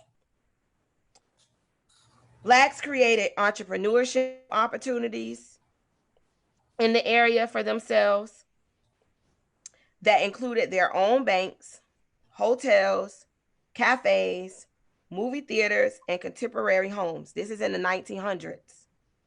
It was thriving until the beginning of 1921. The small town was attacked, looted, burned down, and 300 Blacks lost their lives, and more than 900 were homeless and or displaced. For no reason other than they were thriving. There's no reason. They didn't hurt anybody. They were trying to, as you mentioned, Misty, trying to get it. Trying to get it like everybody else trying to get it. Okay, basically. So, for some reason, they wanted it destroyed. And it is my belief, it could be my opinion, although I think it's based on facts, that especially in this time, Black society are the biggest contributing factors to these millionaire, billionaire pockets. And if we thrive on our own, that's going to cut into their pockets. And that is my belief why they burned Black Wall Street down, because that was just the beginning of how we were going to prosper state to state. It even happened in South Florida, Miami. When I looked at the Black Miami, Black people had money. We had our own. And for some reason we sold it, we lost it. We were, only allowed to be in certain areas. We were pigeonholed. But there's a reason why they don't want us to thrive. Because we fuel their pockets. And so the movement that I'm supporting on July 7th, it's a gradual release. T.I. has gotten behind it. Their initial goal was to gather 1 million members into their network. They are already at close to 2 million. It was a gradual release. People were questioning, why July 7th? Why this? Why that? This has been planned. And the idea is that we want to first empower our own. This movement, the Blackout Coalition movement, it is going to be on a Tuesday, the first launch on July 7th. The rationale behind it, yes, it is after the 4th of July, but the organizer is in sales. Tuesday is the highest sales day. Tuesday is known to be the highest sales day. And typically on a Tuesday is when businesses do the best. Monday after a weekend, they don't normally do well. But on a Tuesday is when their projected numbers are higher than the rest of the week. So that's why Tuesday was chosen. But it's a gradual release, meaning once he has all of these people into this movement, it's nothing to say, okay, here's another day that we're not gonna black out our screens. No, we're gonna be intentional about our dollars. And it's a process. And I personally, I've been on this kick long before this happened, because I, for more reasons than one, feel that a part of what's missing in our own community is that we don't have a sense of pride. And when we support our own, somehow it reinforces a sense of pride. For our younger generations, it encourages them to know that you too can have a business. And so I just think that how we get their attention, our money. A silent, peaceful protest that holds back our money to empower our own. That's what the Jewish people do. That's what the Chinese people do. That's what the Haitian people do.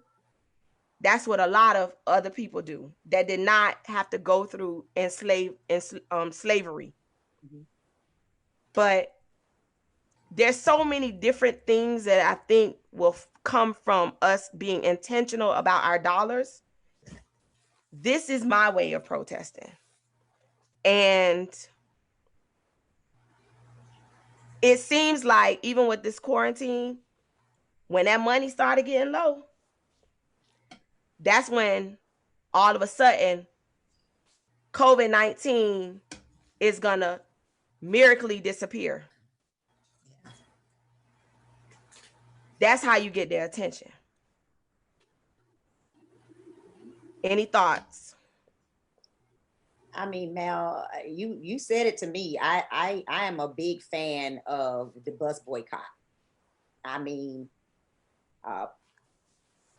it is not something that happens overnight. It has to be intentional. It has to be planned out.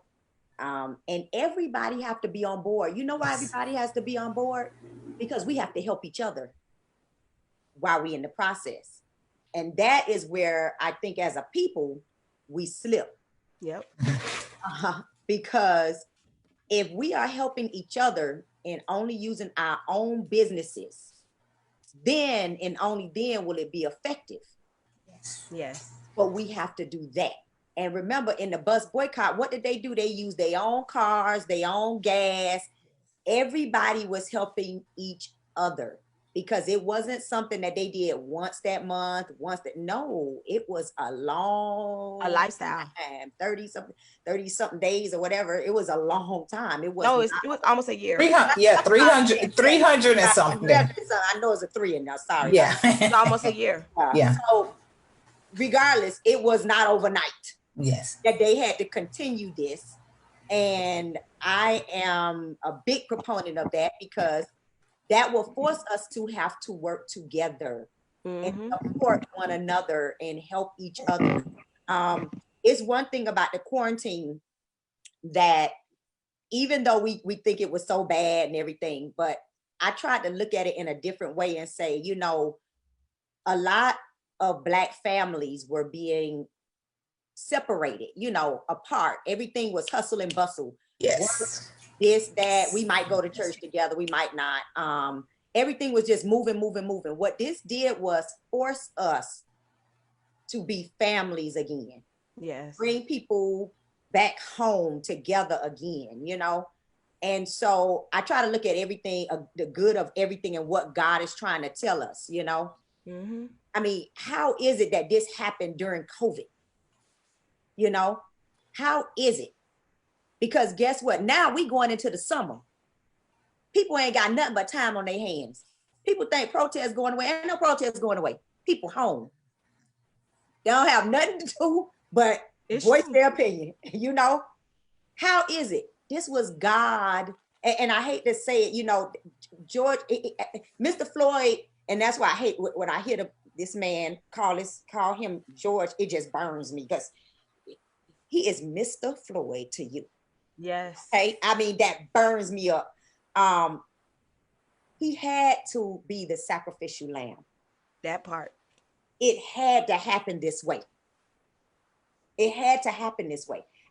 You know, you don't want to see anybody suffer and go through things, but it had to happen. It had to happen that Martin Luther King was assassinated. It had to happen that, you know, Malcolm X was assassinated. It had to happen that George Floyd was killed like that. It had to happen. That's the first thing I said. Thank you, God, for this beautiful sacrifice. Yeah, it was a sacrifice. I know it his family is oh, I know, and them kids, because we do know he got girl, they need a daddy. Trust me, I was a daddy's girl. You need a daddy, you know? And I say, I had to ask God why. And God said, why not? Why not? It had to happen this way. This is going to change the world. I'm more than optimistic about it. I believe it. You know, I saw what somebody said something to me about, but we going through all of this, and the officers now, they've been charged. Didn't they get what they want? I said, excuse me? Like, what? Say what now? Get what they want? No, baby, this ain't over. You know, no. I said, no. I said, if this is what your thought process is, I said, we need to have lunch one day. I need to educate you. They just looked at, you know, I mean, when you open the door, it's an opportunity for me to give you a nugget. Exactly. No, it's not, you know, but all officers are not bad, and all Black men are not trying to kill you. That's the truth. Yeah. The truth. And we got to make sure that message gets out there, even to other white people that are not officers, you know. All Black people are not a threat. Like Misty said, we are all not your enemy. All Black men are not a threat. But to your question, I want to go back to the Wall Street real quickly. I think we know the answer to that. We would have been our own state, area, whatever. We would have been really something to be reckoned with. Okay? We would have been had a Black president if that would have been the case. Just like now, we don't even get involved in like super PACs and things like that influence people that run and can get votes and stuff through. We not involved in that. And the people like us that may have the money to get into it, they not thinking about that, because they over there sitting on Star Island somewhere. So what we kind of going through really don't affect them totally. It may, but not totally. And so when you say, how do you get that to the wealthy?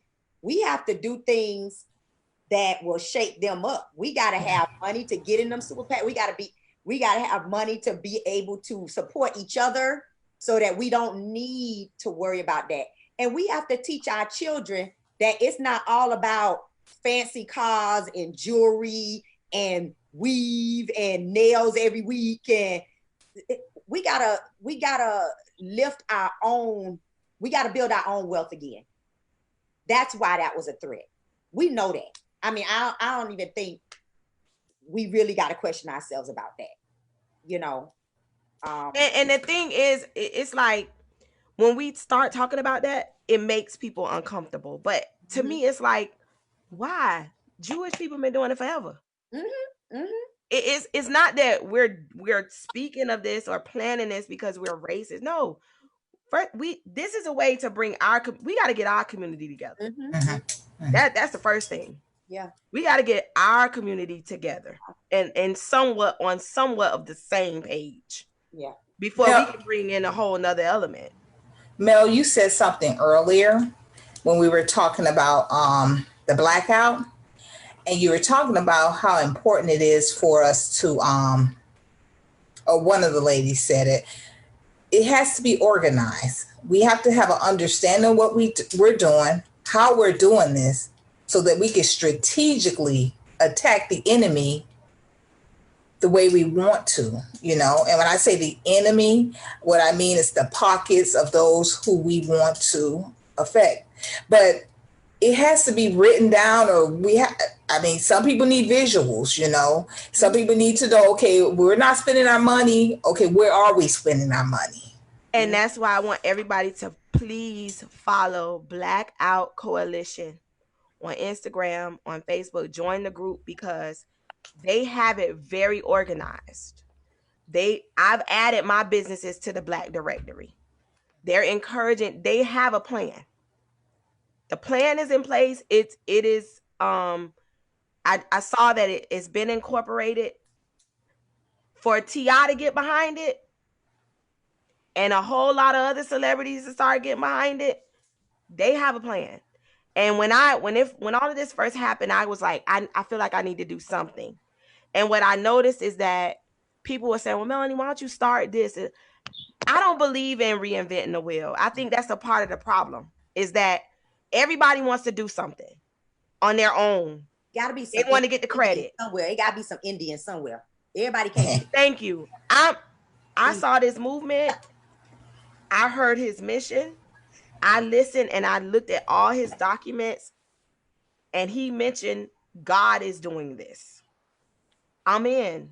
I'm gonna use my gifts and talents to help the movement. I don't need my own movement.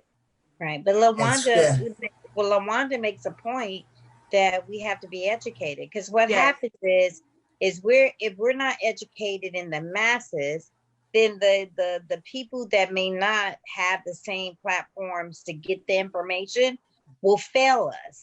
Yes. And so the clarion calls, people didn't have social media platforms during the civil rights eras. They didn't have cell phones. They didn't, they had telegram and letters and word of mouth that got around, because what you don't want to happen is for the least of these to suffer while we're trying to make a point.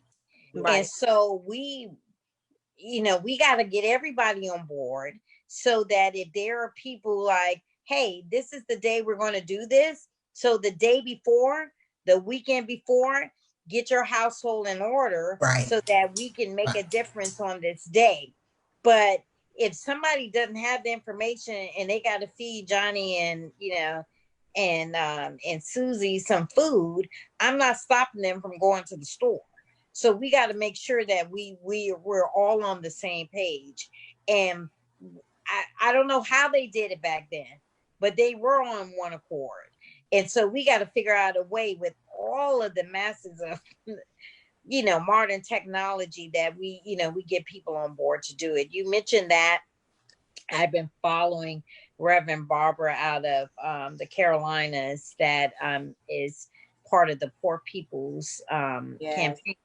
Yeah. And on June 20th, they're doing a very similar march on, almost like a march on Washington. Well, like a march on Washington. But a moral campaign, bringing back the morals, of good values for our people.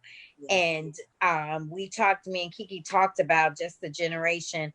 We don't believe that we were the shelter generation, but we were the first of the shelter generations. Mm. Our parents survived the 60s, and they were the marchers on Washington. They were the ones that, followed the Martin Luther Kings and the Malcolm X's and the Black Panthers and the Angela Davis in the early 70s. They were the ones. And then we came and we were able to go to the schools of our choice. We were able to go to the colleges of our choices and then get scholarships and internships and things that were not available to the generation before us. We failed the next generation. Mm-hmm. So I'm gonna failed the next generation. Absolutely. Yeah. So I'm gonna so we can get close to the closing, because we've been on for a while, but I knew it was gonna be a while because we covered a lot. There are 2 websites that I'm gonna give everybody that I really want you to go on it. One of them is opensecrets.org. And on that website, you are able to type in any business, any franchise, and it will tell you what that organization contributed to certain politicians, certain parties, meaning Republican and Democrat, it will tell you who got money, who's getting money, even after all of this. Okay, so that's one. The other website is www.theblackoutcoalition.com. That is the movement. So aside from just following his pages, go on his website. Can I ask of your listeners to Mel, to do some homework? Yeah. God has given us a time of reprieve and rest. We need to do some homework. Well, a lot of us are just misinformed because we're not trying to know. Yeah. We need to know. And I've been in politics, and we didn't really delve into what your panelists do, but I've been in politics for 33 years, serving communities across this nation. And I just, they're now maybe 46, it could be more, so forgive me if I'm wrong in my numbers, Africans in our United States House, in our United States Congress, right? There are 435 members. That is the number that we have there. Post Reconstruction in 1992 was the largest class of African American members of Congress, which included Congresswoman Carrie Meek and Alcee Hastings and Congresswoman Corrine Brown. Since Reconstruction, hundreds, we're talking a long period of time before we even had African American Reconstruction. Don't get it twisted that there are 300 and something white rich men running our country. That has never changed. And we can have blackouts and fallouts and all the outs you want. We can stop doing businesses with all people, but until we change a very fundamental part of our, civil society, getting people in places to represent us, a lot of things won't change overnight. There are companies that do business. There's a balance between bureaucracy and the people. There is never a civil society that 100% of the people win, and there shouldn't be a civil society that 100% of the bureaucracy wins. But if we don't have some balance, we're out of balance right now.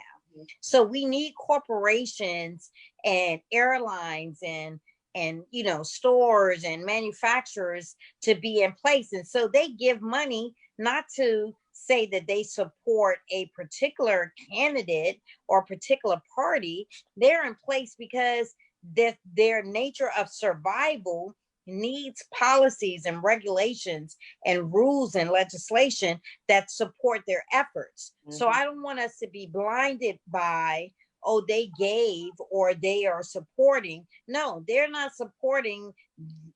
I hope nobody's supporting that crazy fool. I'm sure people are. Yes, and I didn't say his name, but you can see who's that you can see who is giving money to him. We should be knowledgeable. But I'm not saying we should not go buy some detergent from Publix, and it's convenient for me to go to Publix. I'm just saying. Publix is not on the list. I think we should be more educated about who's doing what, why they're doing it, and then what are the policies and stuff that govern that thing. And I think we kind of dumb ourselves down to think that one method is the end all be all. I think we need to understand strategies at every level. And if we are at a different level, then we use a different strategy. I believe we're at another level, that we use another, a strategy. But we got to educate ourselves. We really, really do. And I think God has given us a time and a platform. He's thrown a plague on this world, not just this earth. I mean, not just, this country, this world, that is like, sit still, hear me. I am speaking, I am talking. I need you to see, but I also need you to seek you know, seek not only me, but I need you to seek me first, but I need you to gain wisdom and knowledge about other things that are affecting, you know, the life that you live. And so I just encourage, Mel, that as we are supporting these things, that we do some research while we got some time off. I agree. But I mean, I feel like when I see Wendy's, after all of this, giving Trump's campaign re-election $90 million, oh, I'm paying attention to that. When I see certain franchises, after all of this that we're going through, specifically giving to his re-election campaign, I'm paying attention to that. Mm-hmm. So I totally agree with you, but we also have to be mindful of who our dollars are supporting and what initiatives they are supporting. And what policies and legislation. Again, it's I'm speaking towards not the candidate itself, but policies and legislation that thrives that fuse that and pushes that. And if anybody was in office, that they may support the same person or, you know, or legislation that is getting them to their end. So I just want us to be mindful that he needs to go. Whatever, listeners, I don't mean to offend you, but in my opinion, he needs to go for a whole myriad of reasons. Mm-hmm. But we need to also follow what are the policies and legislation that keep people voting, giving, supporting that you know, those causes. Yeah. What are the him directly? It's the cause that they want out of it. You know, I mean, there's a lot of things that we didn't touch on that you probably gonna have to do a part 2 or something, to be frank, in my opinion. But I mean, like that Poor People's Campaign, if you read that and look at all the different pieces to it, you'll see that there's so many things that just scratch the surface of getting us together, you know, even within the police department or the law enforcement, period. You know, some of the things that they have law enforcement officers do that really they shouldn't even be doing. You know, they shouldn't be dealing with people with mental issues like that. We don't got no degrees for that. We go to a little training, you know, that do that. And that's somebody, LaWanda, that's your job. Deal with mental issues with mental people. There's social issues. There's just a whole caveat of issues that keep us oppressed. Yeah. People systematically in everything. And I really, when people usually are backing those things, it is whatever the agenda is that's under that person is usually what it is. Unfortunately, this nut, yeah, he needs to go, but that's usually the case. That's why we need to get some super PACs. That's why we need some money so that we can get the ones to push our agendas through the same way that because that's what they do. That's how they do it. I mean, little old me, I can only give a certain amount to a campaign anyway. You know, you can only give up to a certain amount. So where's the money coming from? It's coming from the big corporations, the super PACs, the big corporations, all those people. That's where it's coming from. So. Okay. Eddie Clark Jr., the chairman of Princeton, and I'm about to close out, the chairman of Princeton Center of African American Studies, made a statement that I agree with. He did an interview with MSNBC, and in the interview, he claimed this statement. He said that a new America is desperately trying to be born. And I so agree with that statement. And I just pray that the evils that have founded this country are cast down by all the love that exists today. And in my opinion, we have to be willing to completely be uncomfortable in order to achieve it. Mm-hmm. And that's just my opinion. But I do believe that It's trying to be born, but it's packed. It's and the part that makes it complicated is the human element. That's I the don't part that think makes we'll it. totally see it all in our generation, to be honest with you. I mean, if you look at the people that were out there marching, and they were a multi group of people. You know why? Because of our generation being able to allow our children to go to school and be mixed with other children, what started to happen? They started to date each other, marry, you know, people are together like that now. It's nothing. That the way that was taboo way before back in that's nothing these days. I mean, and so that's why you see that, because now you see where the kids are like, what are you talking about, grandma? That's my friend. You know, we hang out and study together. They got an A and I got a B. What do you mean they're inferior and not smart as me? You know, they tutor me, you know. So I just think that we may not see it the way, Mel, that you want to see it, how you said, will it ever be like 100% equal? I don't think we will totally see that in our generation. I think the next generation will see or reap more of the benefits of that. That's my opinion. Anybody else? It's a human nature thing too. White people were hungry too, because Publix and Winn-Dixie only had a certain amount of hours to be open, and they were out of work too. And they were in long lines to get food from wonderful organizations and the government that will give them food. There was a myriad of things that changed the dynamics of how people look at just the human aspects of life. And so, yeah, they're marching with us. Yeah, because they're tuned into the things that we're also tuned into. Yeah, they're in the same food line as we are, because they too now have no money to buy those things. It's a very human, this is a human cause.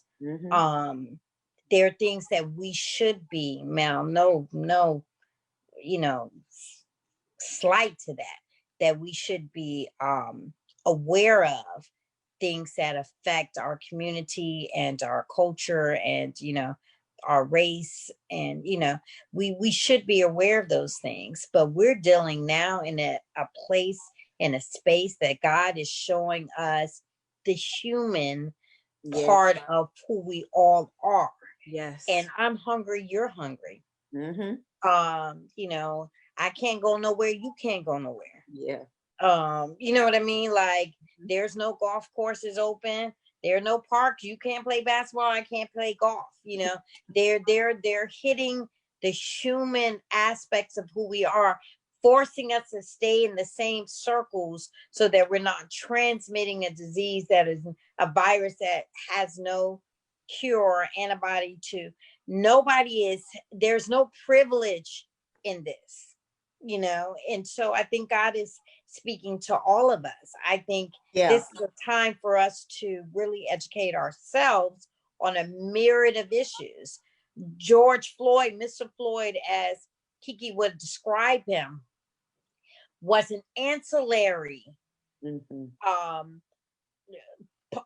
part of the plot that has been going on for over and over and over in Black communities. So while he put us where we couldn't eat, we were sick, we were dying, he threw God threw in you know, a cause, moral statement to society, like, this is what's happening and it can't continue to happen. So there are a whole lot of people that you see on billboards the same. They're like, well, what about her? And what about him? And this happened to the same people. And we can all talk about it because it affected our race personally. But what it's doing now, because we're all in the same boat, boat differently, because people like to say we're not all in the same boat because financially some people are doing better. Okay, Well, right now we're all on the same little island, that we're all experiencing some of the same human needs, Yes. and things that affect us personally. He has now threw in a George Floyd to bring our attention to the injustices, and the discrimination and the prejudices, and those things that you said, Maya Angelou, so poignantly pointed out, the confusion, the burden, all of those things for our race. He's pointing those out. So, I hear you with boycotts and all that kind of stuff, but really the attention is not that, because I want what you want. I'm not your enemy. In addition to that, I'm going to learn everything. I'm taking a pause to find out what policies make somebody else support somebody that we would never support, and what policies and things that we should be looking at so we can support the right candidate ourselves. Mhm. And so I think it's a pause. I think it's a godly pause for us to, reconnect and get really some lesson, some teaching. I love LaWanda says she's been at everybody church. Me too. Get back to some spiritual guidance and direction, and not let just one cause, one day, one blackout, move us. All of it should move us. All of it should move us. And so that's where I am. That's where I am. LaWanda, can't hear you. You on mute. That's okay. Mel, this has been awesome. I love being in the girls' cave. Where we are right now is a very interesting place. We have dealt with 2 pandemics at one time. When you look at the Ahmaud Arbery and the George Floyd situation, and then you look at the COVID-19 situation, we've dealt with so much, but it has caught our attention like never before. I'm doing things that I've slowed down, literally. I think Kiki said it earlier. We've been ripping and running, and that had become the norm, at least for me. And so now I have had an opportunity to pause and think about some of the things that have been mentioned just this evening by the ladies here about social injustice, about being involved politically, about getting to know the facts before having an opinion just because it's something popular. And I am so ready to engage as well as empower others to engage. So thank you again. Okay, you're welcome. And so Reverend Al Sharpton, again, I'm going to leave on this, stated, God used the rejected stone and made him the cornerstone that's going to change the world. And when I speak from a place of, as an educator, I pride myself on empowering our Black children because I work in a predominantly Black school. I pride myself on, even though I didn't grow up in the hood, I actually grew up in the suburbs. I'm a product of a mother who went to jail fighting for integration. But I don't think I'm any better than anybody. And I think it's my civic duty to empower others regardless of their social economic status. And so I say that to say I am a big component of empowering the Black community because I know our children are watching. And I can't think of a better way to empower them than to instill a sense of pride to be Black, a sense of pride to value our dollars. And so whether it's Blackout 2020, whether it's, whatever movement it is, I do think there's a call to empower our own, not to neglect others, because God is love, and we're supposed to love everyone. But I do think there's a call to be more intentional about our own family, our own friends, our own community. Something's missing, and we need to pay attention to it. Because it's something that they see that they fear. And we need to hone in on what they see, because it must be something great. And we need to come together as one to build each other up. We might not live in the hood anymore. I never did, but I have friends that have. My husband, is from Liberty City. But at the end of the day, we're in this together. And it's my duty to educate our kids to be in a position of influence. And money talks, knowledge talks, and knowing God is very important, and it's missing. Mm-hmm. So I just hope that all the listeners, this conversation empowered you to start thinking about being more conscious of what's going on socially, being more conscious and intentional about how you spend your money, being more intentional about showing up to the voting polls, being more intentional about being some source of influence in whatever capacity that is, to empower our own and empower those that want to be loved. And so I normally end with a specific scripture, but because we're doing this on an off night, a special night, other than what I normally do, I'm going to close with this. Matthew 20:16. In the King James Version is what I'm going to say. So the last shall be first, and the first last. For many be called, but few are chosen. It's time for real justice. And so thank you all. I know it's been a long interview. I hope something connected for those that are listening. I love y'all. I appreciate y'all. And on that note, you can find me on all social media platforms. Girl What? Like I said, subscribe to my YouTube channel.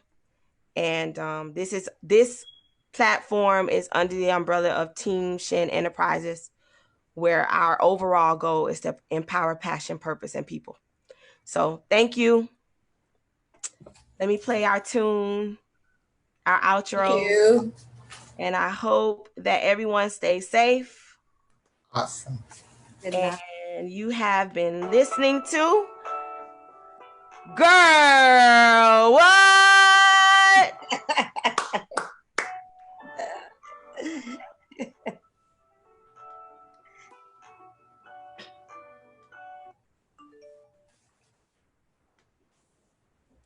All right, ladies. So thank y'all. Love y'all.